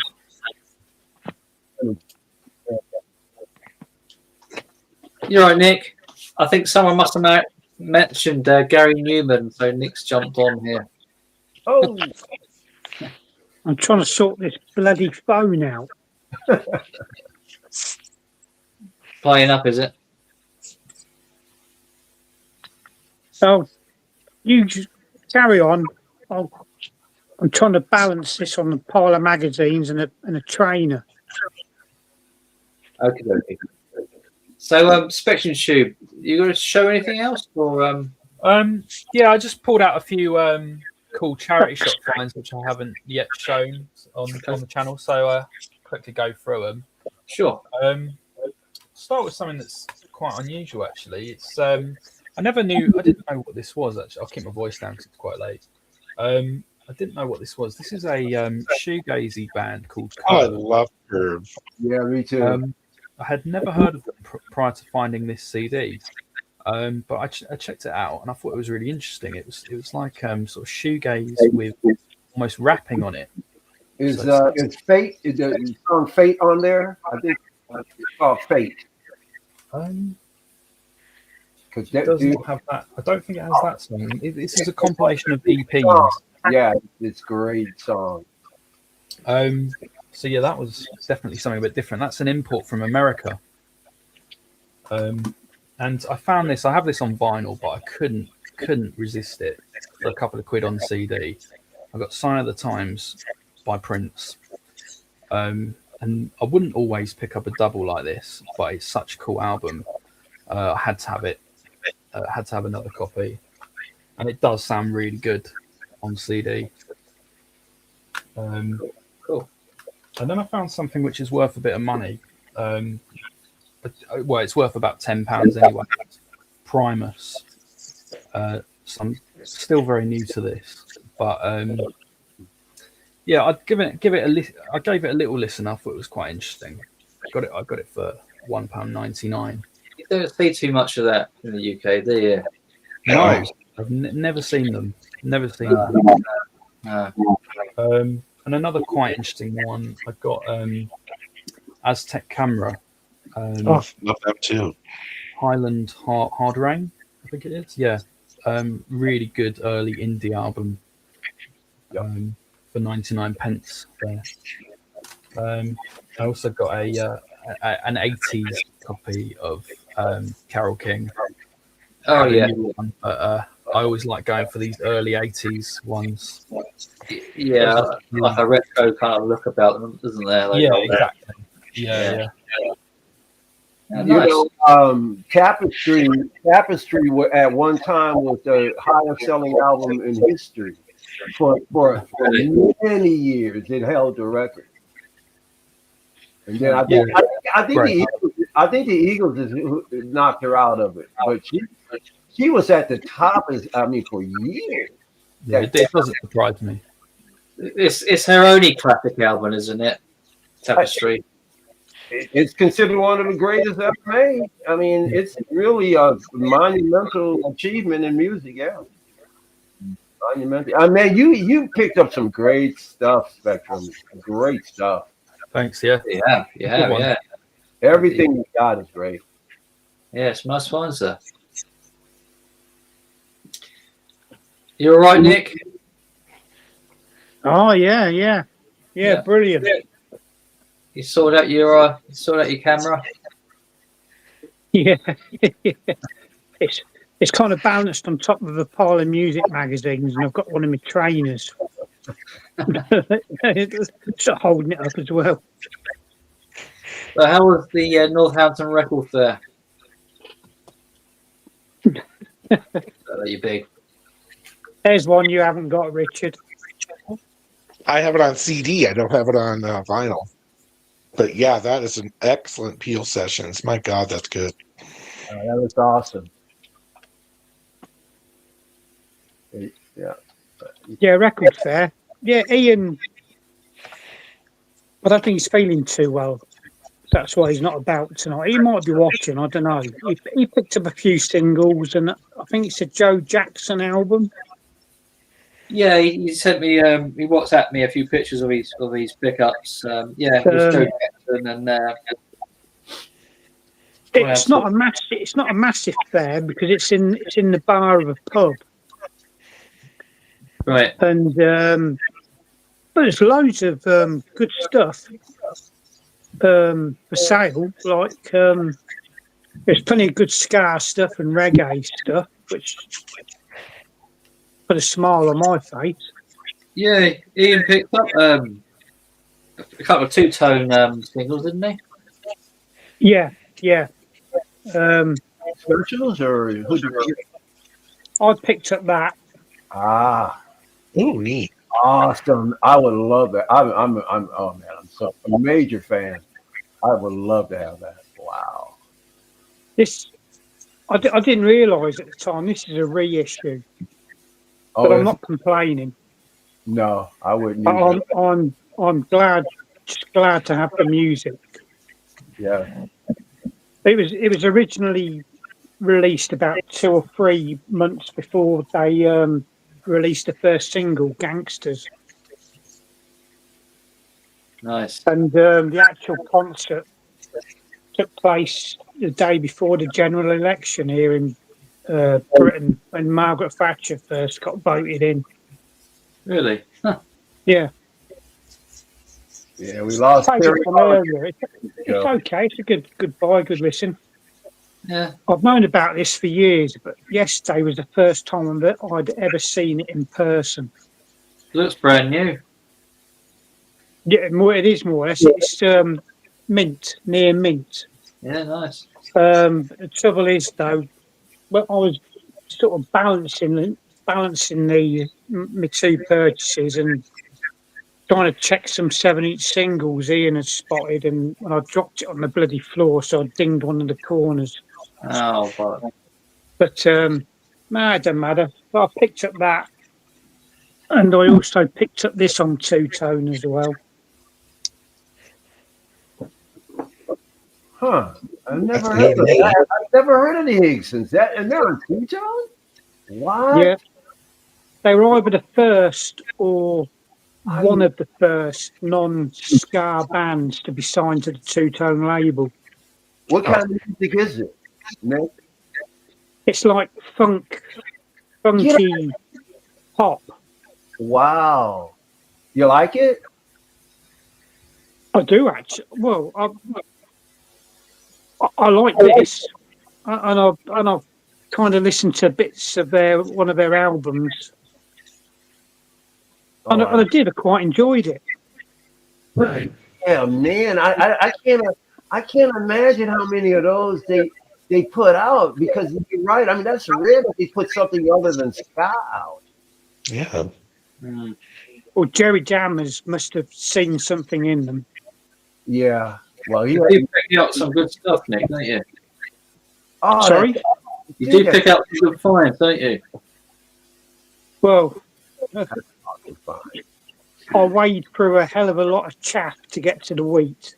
Well, you know they say whenever you touch a crate, you can't just have it. You have to touch every album because you can miss something. You'll know this, Simon. The lead vocalist, Charlie Higson, he went on to do comedy, and he was in the Fast Show. Was he? Yeah. Yeah. What character was he? Oh, Bob Fleming. Him. Swiss Tony, the car salesman. Yeah. That's him. Yeah. I thought when you said about it, I did think about the car salesman. Yeah. Yeah. I quite enjoyed that. So it's probably going to lead me down a bloody rabbit hole. Oh my. It usually does. You know what you like, don't you, Nick? Sorry? You know what you like, don't you? I know what I like, and I like what I know. It's There you go. it's very unusual for me to sort of come out of my protective bubble. Yeah. Yeah, but when you see two-tone on anything, it's impossible. You gotta get it. You have to. Yeah. Well, like I say, it's the first time I'd ever seen them in person. I've known about them for years. Yes. But yesterday was the first time I'd ever seen them in person. And if I hadn't have brought them, I'd probably never ever see them again. Mm. Oh yeah, Yeah, nice finds. yeah. Right. Yeah, more CDs from the charity shop then. Oh, sorry, Nick. I'll come off you onto me. Well, yeah, picked up a copy of Travis, Everything at Once. So I think they had something like 5 hits off this particular album. You know, Came out in 2016. what are they like? Because I always heard about them, but I never really took time to. Travis are one of those bands that just, are always good. They don't seem to sort of decline. They're always relevant and up there. All these years later. What kind of music would you classify them as? Sorry? What kind of music would you classify them as? Alternative, I suppose. Alternative or indie? Well, but I mean, guitar based, based. I mean, is it more? I'd say they fall into that sort of Coldplay bracket. Them sort Yeah. of that are Yeah. post Radiohead kind of thing. Okay. Yeah. Yep. I know exactly what you're saying. Yeah, I mean, they got quite a few number of studio albums, which, I have this copy on vinyl thanks to Rob Walker, kindly VCLT'd near me when we're in Leeds. But it's nice to have a digital copy to add to the Travis collection. Okay. And another band which just, there is a plethora of albums there seems to be, is Mumford and Sons. Picked up this as well, Wilder Mind. I haven't heard this before, but I'm familiar with their sound and some of their albums, but I get this to bolster up the collection and to check it out. So, yeah, there you go. 2 more.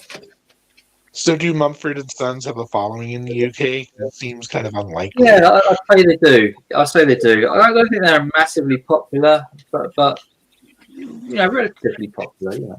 Yeah, they kind of ride the line. They're not quite mainstream, but they're kind of between alternate. I mean, they're not big, but they're big enough. Yeah, they're big enough. Yeah, they're relevant to the times, but they're not huge or anything. Right. Am I next? I think it's Richard. Oh, is it Richard? I'm sorry, Richard. That's okay. So I'm playing quick catch up because I wanted to show Michael. Yes. Another CS Angels, yes, with the abbreviation. This is their Land album. I just got this at a record shop downtown that I've spent more money than I wanted to at, but they had some really good stuff. This is a cutout copy, has a corner ding, but it's also a promo copy, which is nice. Little gold, there it is, right there.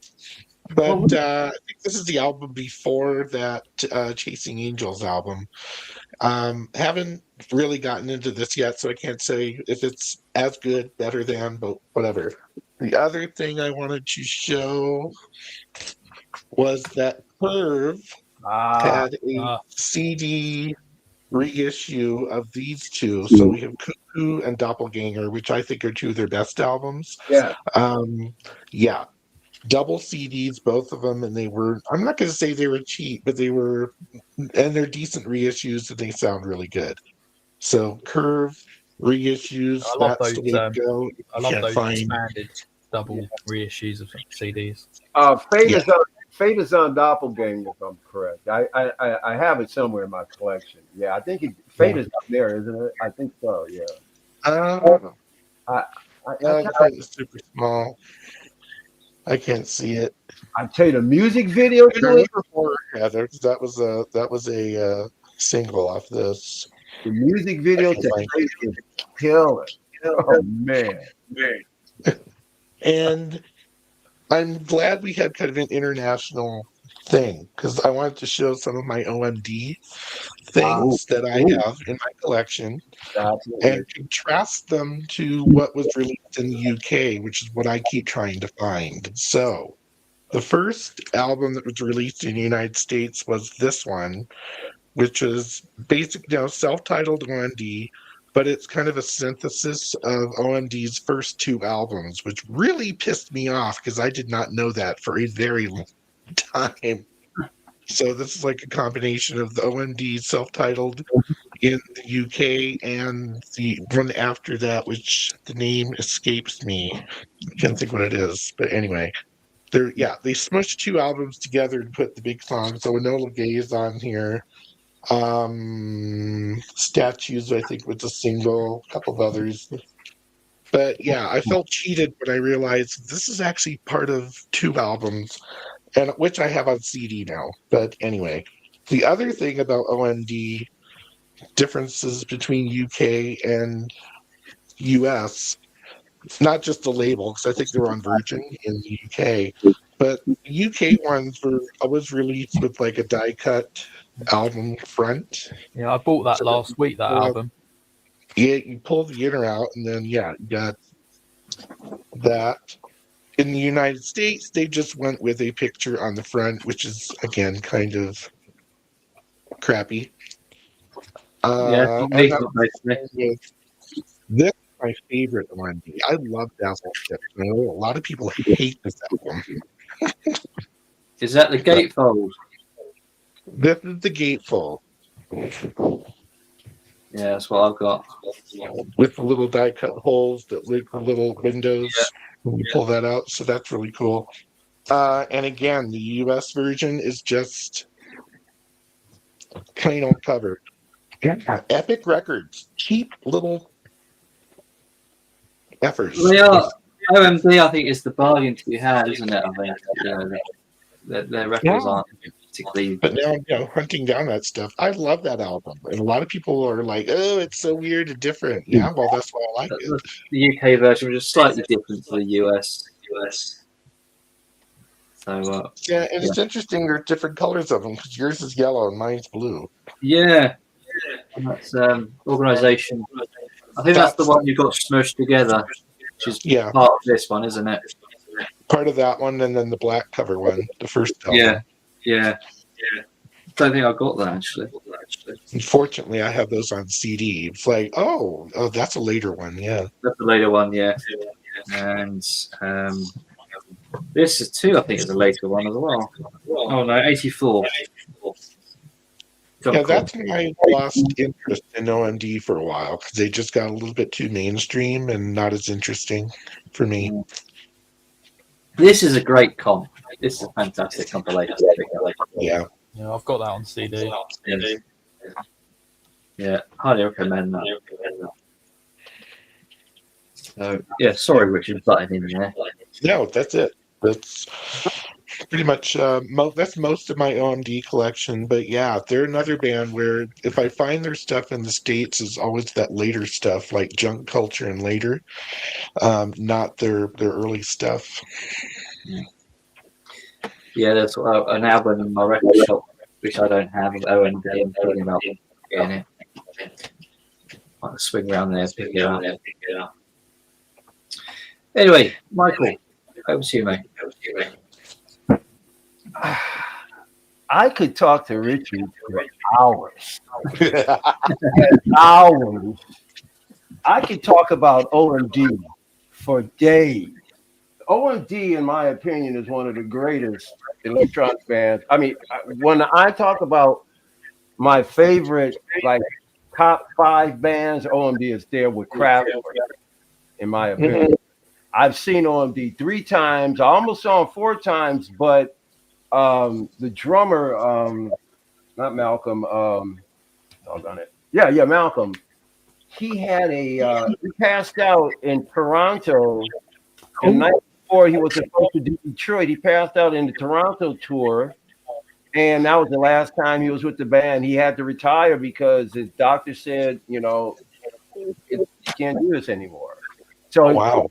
So yeah, the other 3 original members are still there. The 4th guy they brought in as a drummer already had a relationship. He was the drummer for OMD when Paul Humphreys left, and Andy McCluskey was doing it on his own for about 2 or 3 albums. And so he already has a relationship drumming with the group. So he came right into the fold very easily. So they've known him for a long time. But the reason why I bring this up is because I just love this band so doggone much.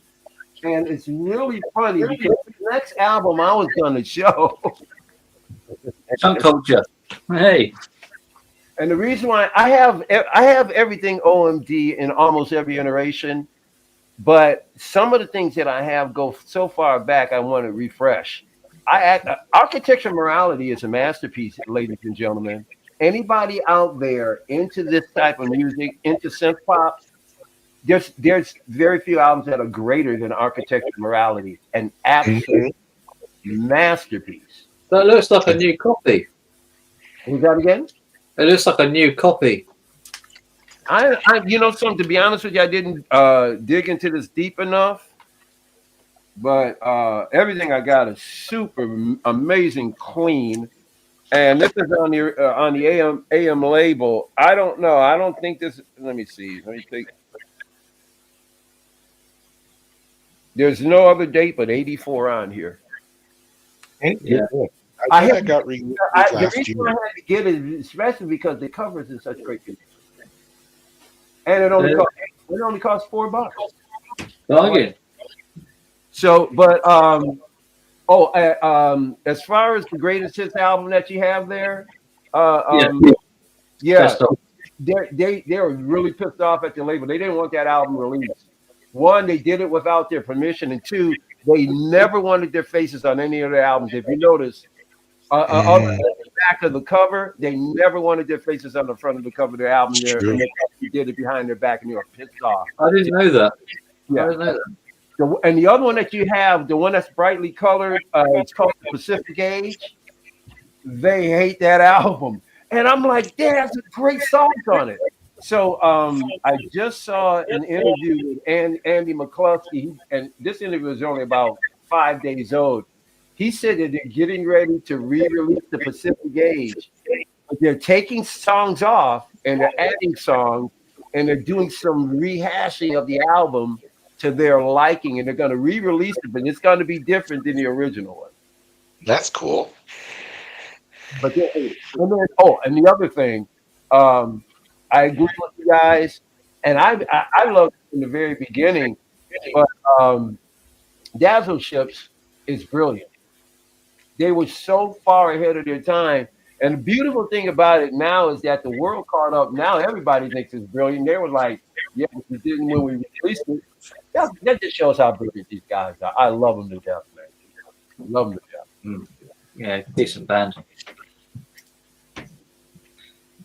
Right then, you right to go next, or yeah, absolutely. Yeah.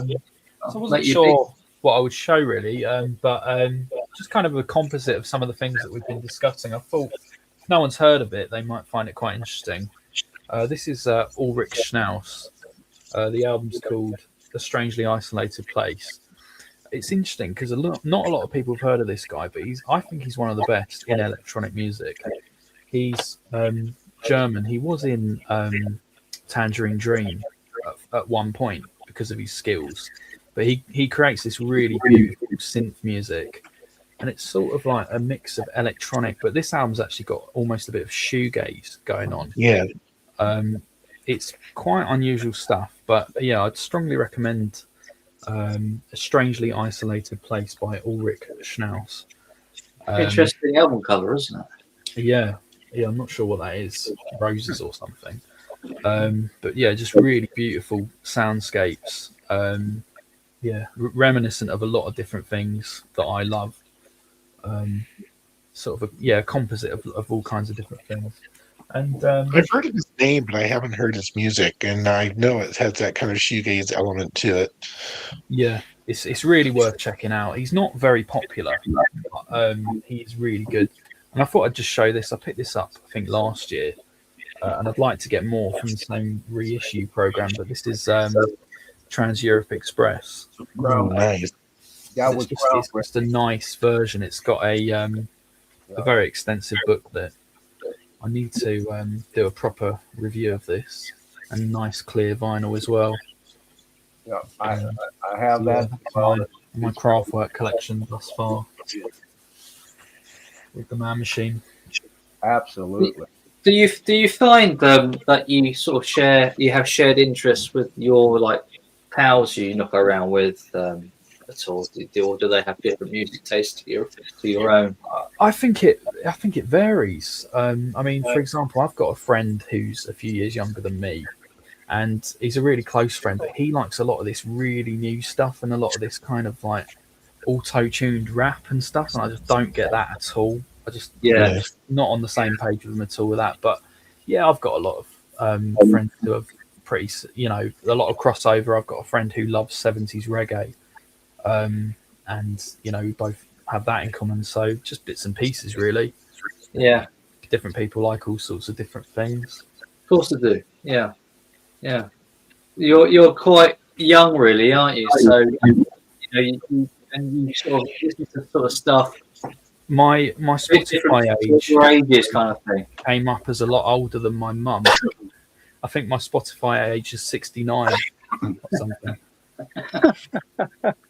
Well, I maybe I'm just an overly excitable kind of guy, but man, this kind of talk about this genre, these genres, and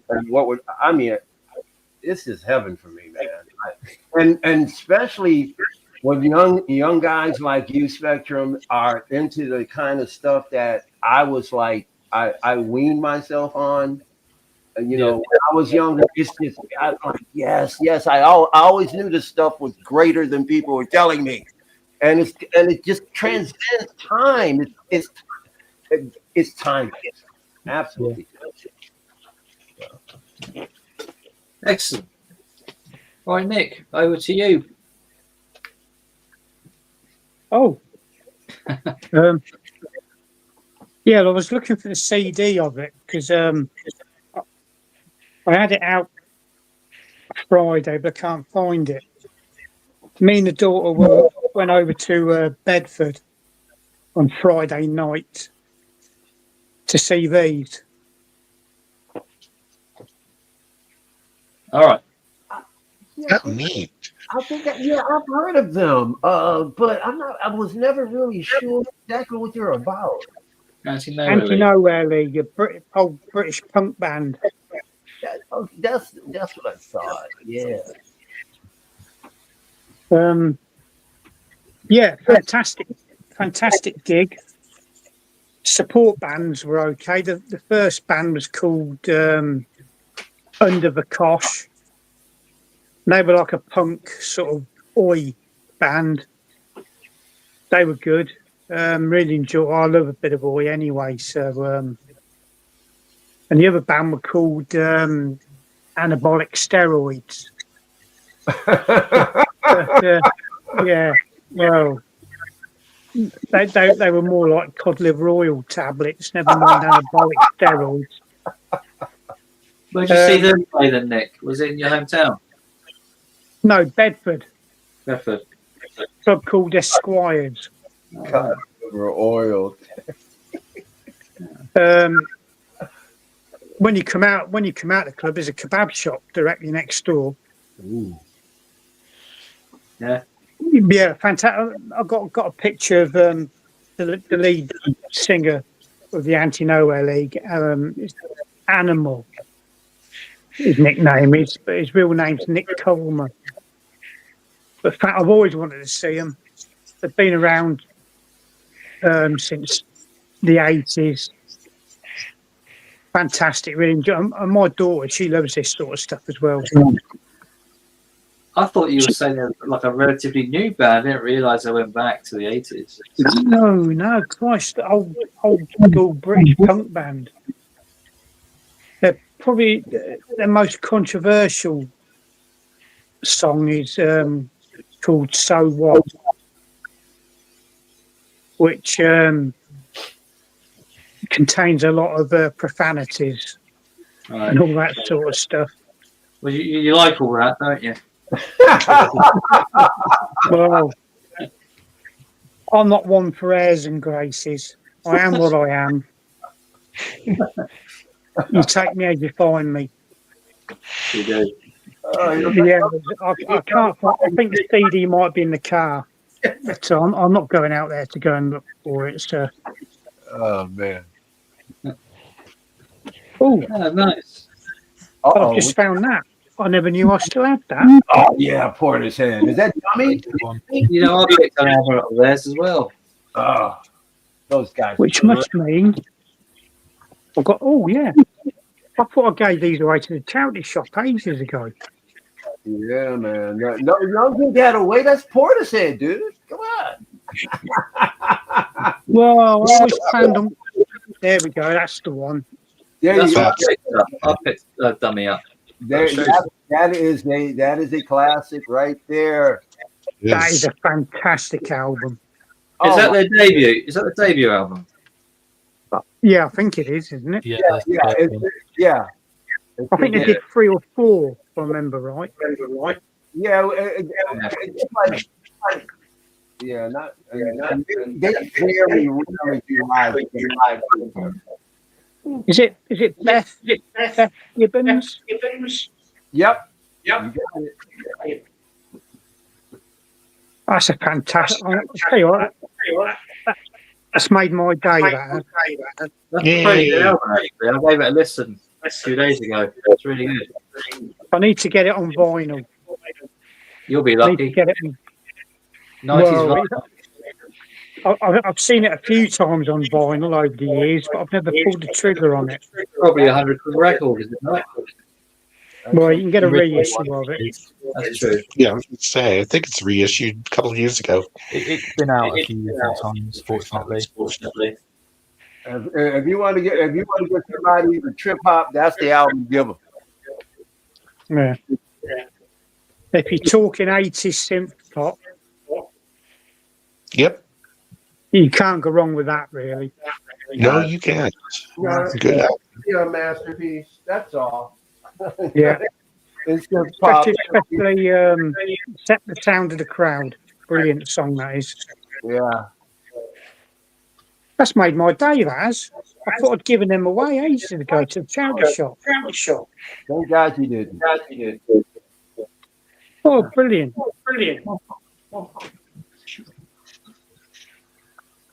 Right. Yeah, I too picked up a copy. Oh, I was clicked on the wrong person. Right, I too picked up a copy of Dummy. Yeah. Gave it a listen. Yeah, liked it. Really liked it. It's a really good album, actually. So, Adrian Utley. I tell you where I got that from. Poundland. yeah, because they do second-hand CDs in there, don't they? Yeah. refurbished once. Yeah, they repackage them, don't they, with like their shrink wrap and stuff. But That's it. Yeah. Portishead got a lot of play on MTV. And yes, I really picked up a Human League, the very British synthesizer compilation. This is really good. It basically has everything on there, like the 12-inch versions of them, I believe.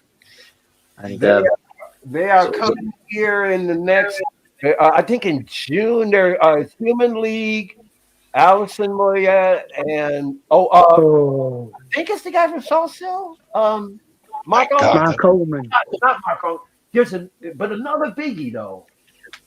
But I'm not sure. I'm going to try and go see him if it hasn't sold out. really good compilation. Yeah. Because that's going to be a heck of a show. I want to hear Allison do some of the Yahoo stuff or Yazoo.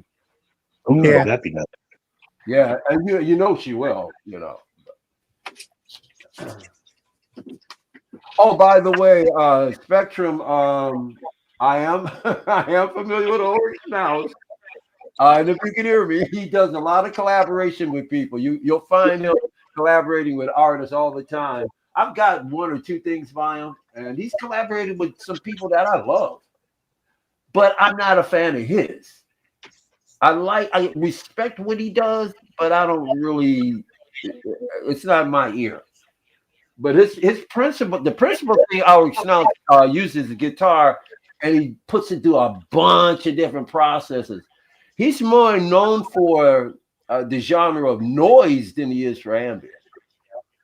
but I respect his craftsmanship, but it's just not my style of music. Oh, okay. Was it? I'm sorry. Did I step on top of anybody? Or was I next? Richard is next. Richard's next. I'm sorry, man. I keep forgetting. That's Richard. all right. Go around clockwise. So just think of the window.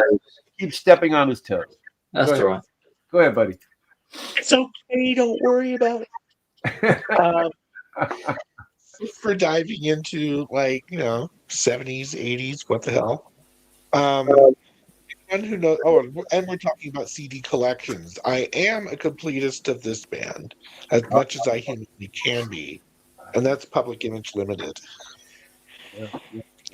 I love John Lydon and company. Say what you will about John Lydon's politics. I don't care.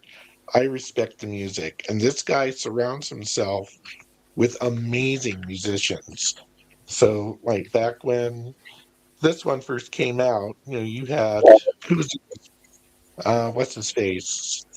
The guitarist who's freaking amazing, and I can't think of his name. Yeah, me neither. Yeah, him. Well, help him out, Michael. I can't get it either, but I know the guitarist and the bassist have been with him forever. Right? Am I correct? I know the bassist. Well, the CD that you just opened up before that, open it back up again. Yeah, open up the inside. That guy, the guy on the left, yeah. If I'm correct, that's the bass player. He's still with him. No, John Lydon not with anymore. Okay, my bad. His band is metamorphosized more times than I can count, but he surrounds himself with amazing players. I'm trying to remember. That's the drum. Anyway, then we went to. This was my entry point. I have my OG vinyl of this one. This is Metal Box, the U.S. edition called Second Edition, which had pop tones on it. My introduction to Public Image Limited was when they played on American Bandstand, and they did pop tones. And it was the first time that I realized that American Bandstand was a lip sync job, because John Lydon was not having that. So he was just dancing away, pulling people into the audience. If you look for that performance on YouTube, it is hysterically funny to watch. And poor Dick Clark was, I think, going beside himself. My favorite, let's do this one first, because this is the live album with the caricatures of the band. And for those who don't know, John Lydon does any of the cartoony artwork for all of their albums, especially the later ones. Some of the artwork is really fantastic. This is live in Paris, and it's absolutely hysterical to listen to this, because the audience is spitting and gobbing, and John was not having it. This is probably my favorite Public Image Limited, and it's Flowers of Romance. This has Martin Atkins is on drums, and it's just beating the living crap out of the drums. It is thunderous and amazing. Songs are scary as hell. And just absolutely brilliant album. But I've been a long-term fan. I finally saw Public Image Limited. That picture there I took from the front row of John Lydon just going ballistic. And that's another one there too. And I got one up there. But Pill is my jam. And I think they're trying to put together a new album this year, which is exciting for me. Maybe I'll tour on it too. I definitely need to get more Public Image Limited. All I've got is so yeah. I don't have anything either. I need to get something, one of their albums or something. Their stuff, I'm not going to say their stuff is hard to find. It just doesn't come up too often, and it's pricey to not pricey at all, depending on where you find it, I think. But their later stuff is really interesting as John's voice changes as he's getting older. It becomes more about the musicianship behind what he's singing. And there's all the reggae influences and the jazz influences, and it's just stellar. I love what he does. I like the album covers as well. They're just look good, don't they? Look appealing. Striking. Yeah, good work. Right, Michael, I know you're raring to go. Over to you. You talk about John Lightman, you know, the British press has never been kind. Yeah, they would call him stuff like degenerate and this or that. And here's the guy. He was married to the same woman for what, 40 years? She just passed away Yeah. about a year ago. The guy had a solid marriage, never cheated on her, and it was the love of his life. You know, so when you talk about people's character, you really, you know, it's like when they talk about throwing stones in glass houses or whatever. But anyway, yeah, who's not a Pill fan? They're great. I picked this one up. Now, of course, this is from a band and a person who's been around for decades, through many, many ups and downs, and have come out with a lot of releases and some of the greatest albums that they've released. I thought was great. So one of my favorites, and not talked about enough, that is Jethro Tull, Heavy Horse. Mm-hmm. Out of all the Tull albums, I don't know. I love this album so much, man. It's so good. I really dig Heavy Horse. Yeah. Any other Tull fans in the room? Yeah.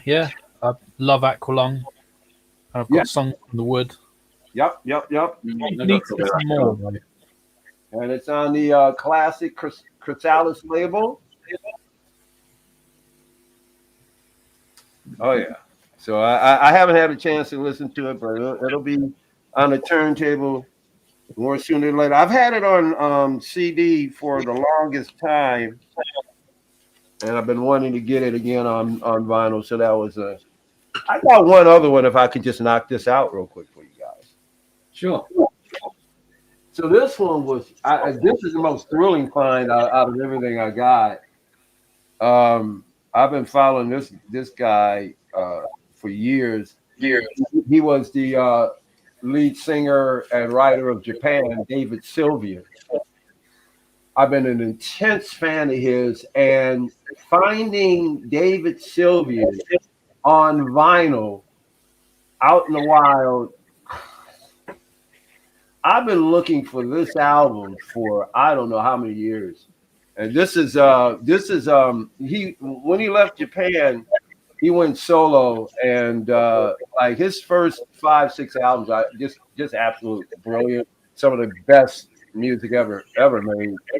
And this one was a collaboration with him. And I don't know if you guys are familiar with Holger Shukai, but Holger Shukai was a member of Can, which is a legendary band. It's one of the bands considered the one of the forefathers of progressive rock, jazz, fusion, period. All those genres blended into one.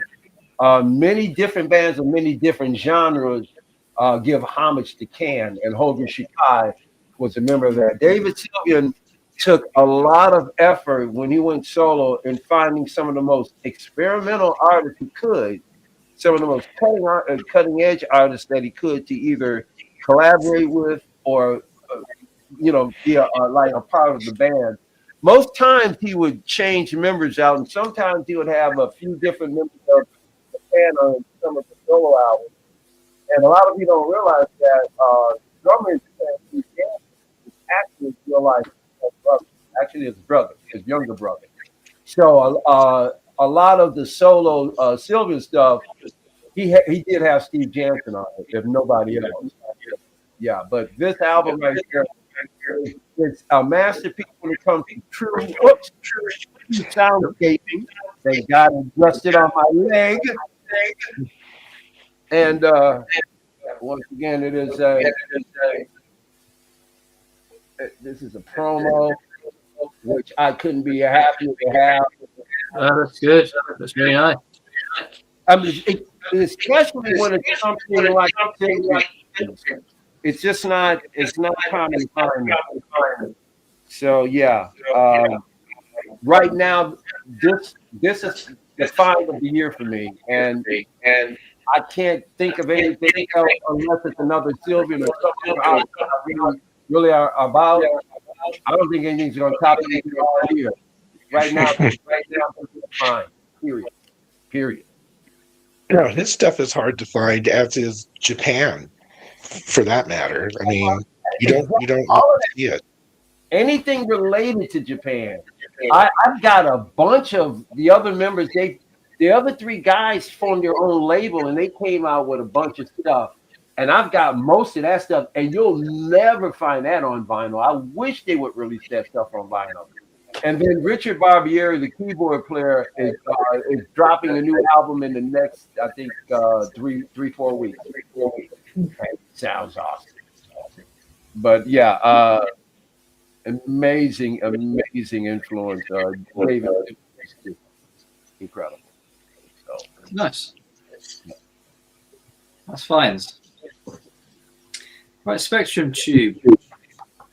So, we were talking about Portishead, so I thought I'd show my 2008 version of the album. I only identified this recently as a 2008 one, and not a lot of people seem to have it. I think it's probably the first time it had been reissued since the 90s. And since then, it has been reissued quite a few more times. But yeah, I mean, as everyone's kind of saying, you know, sensational album. You know, so influential, of course, you know, so many different people influenced by this.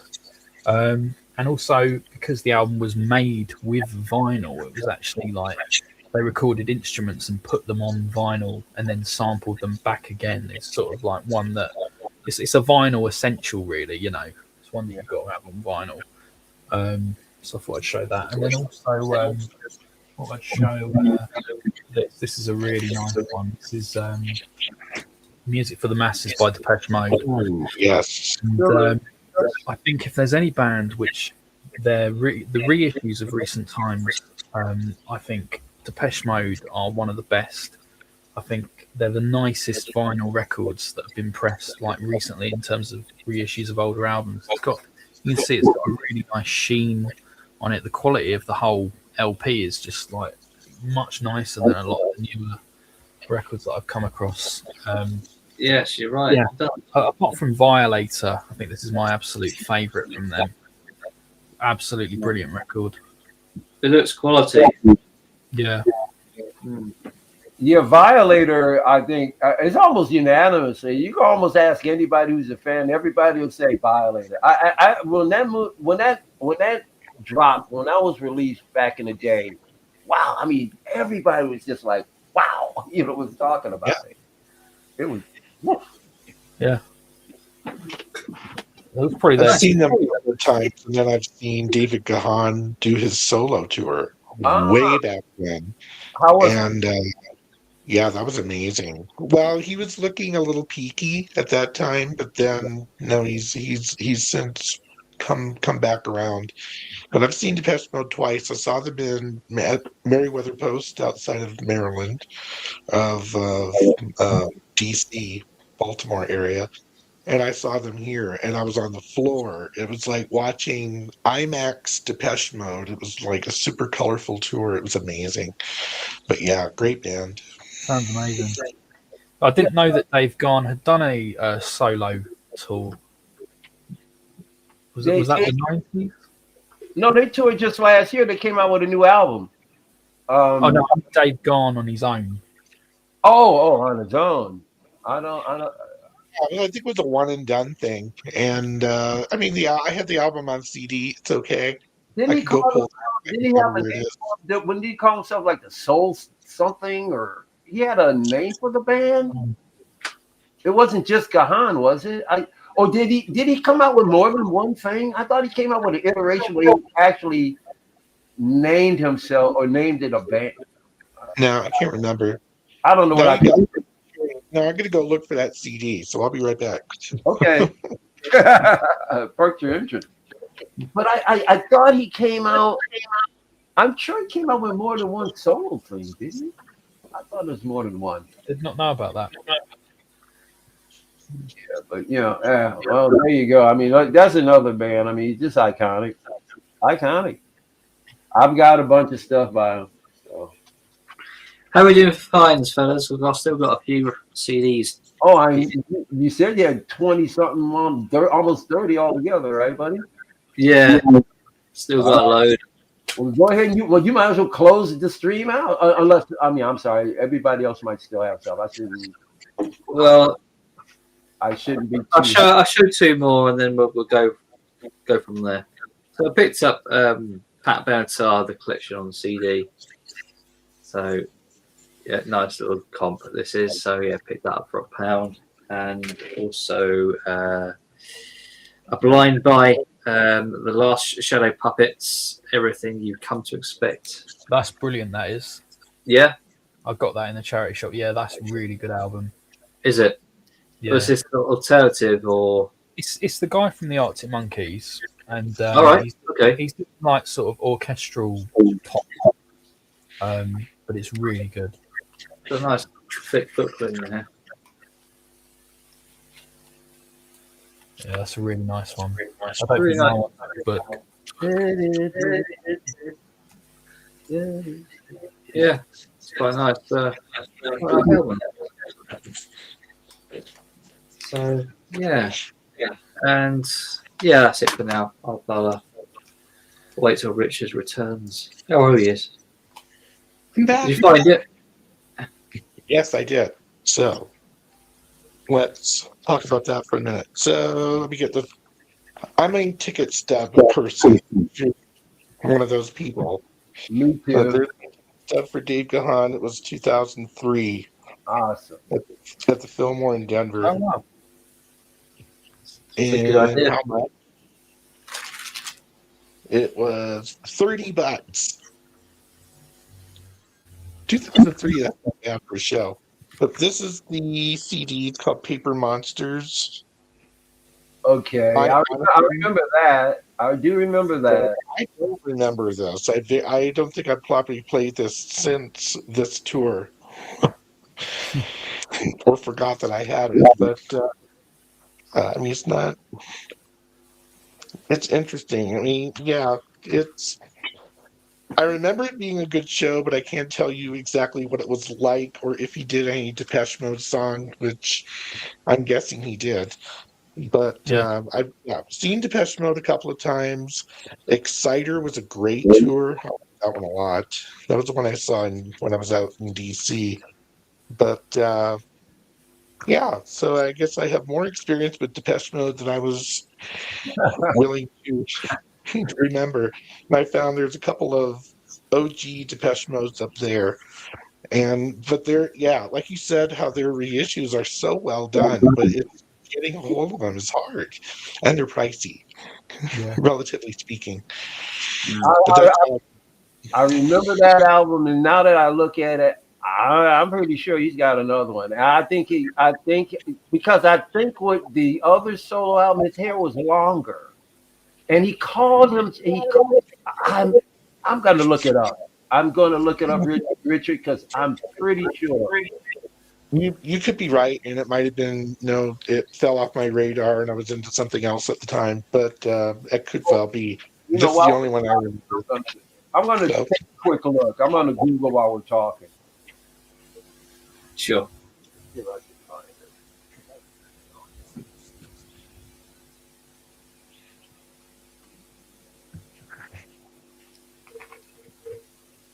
So who wants to go next?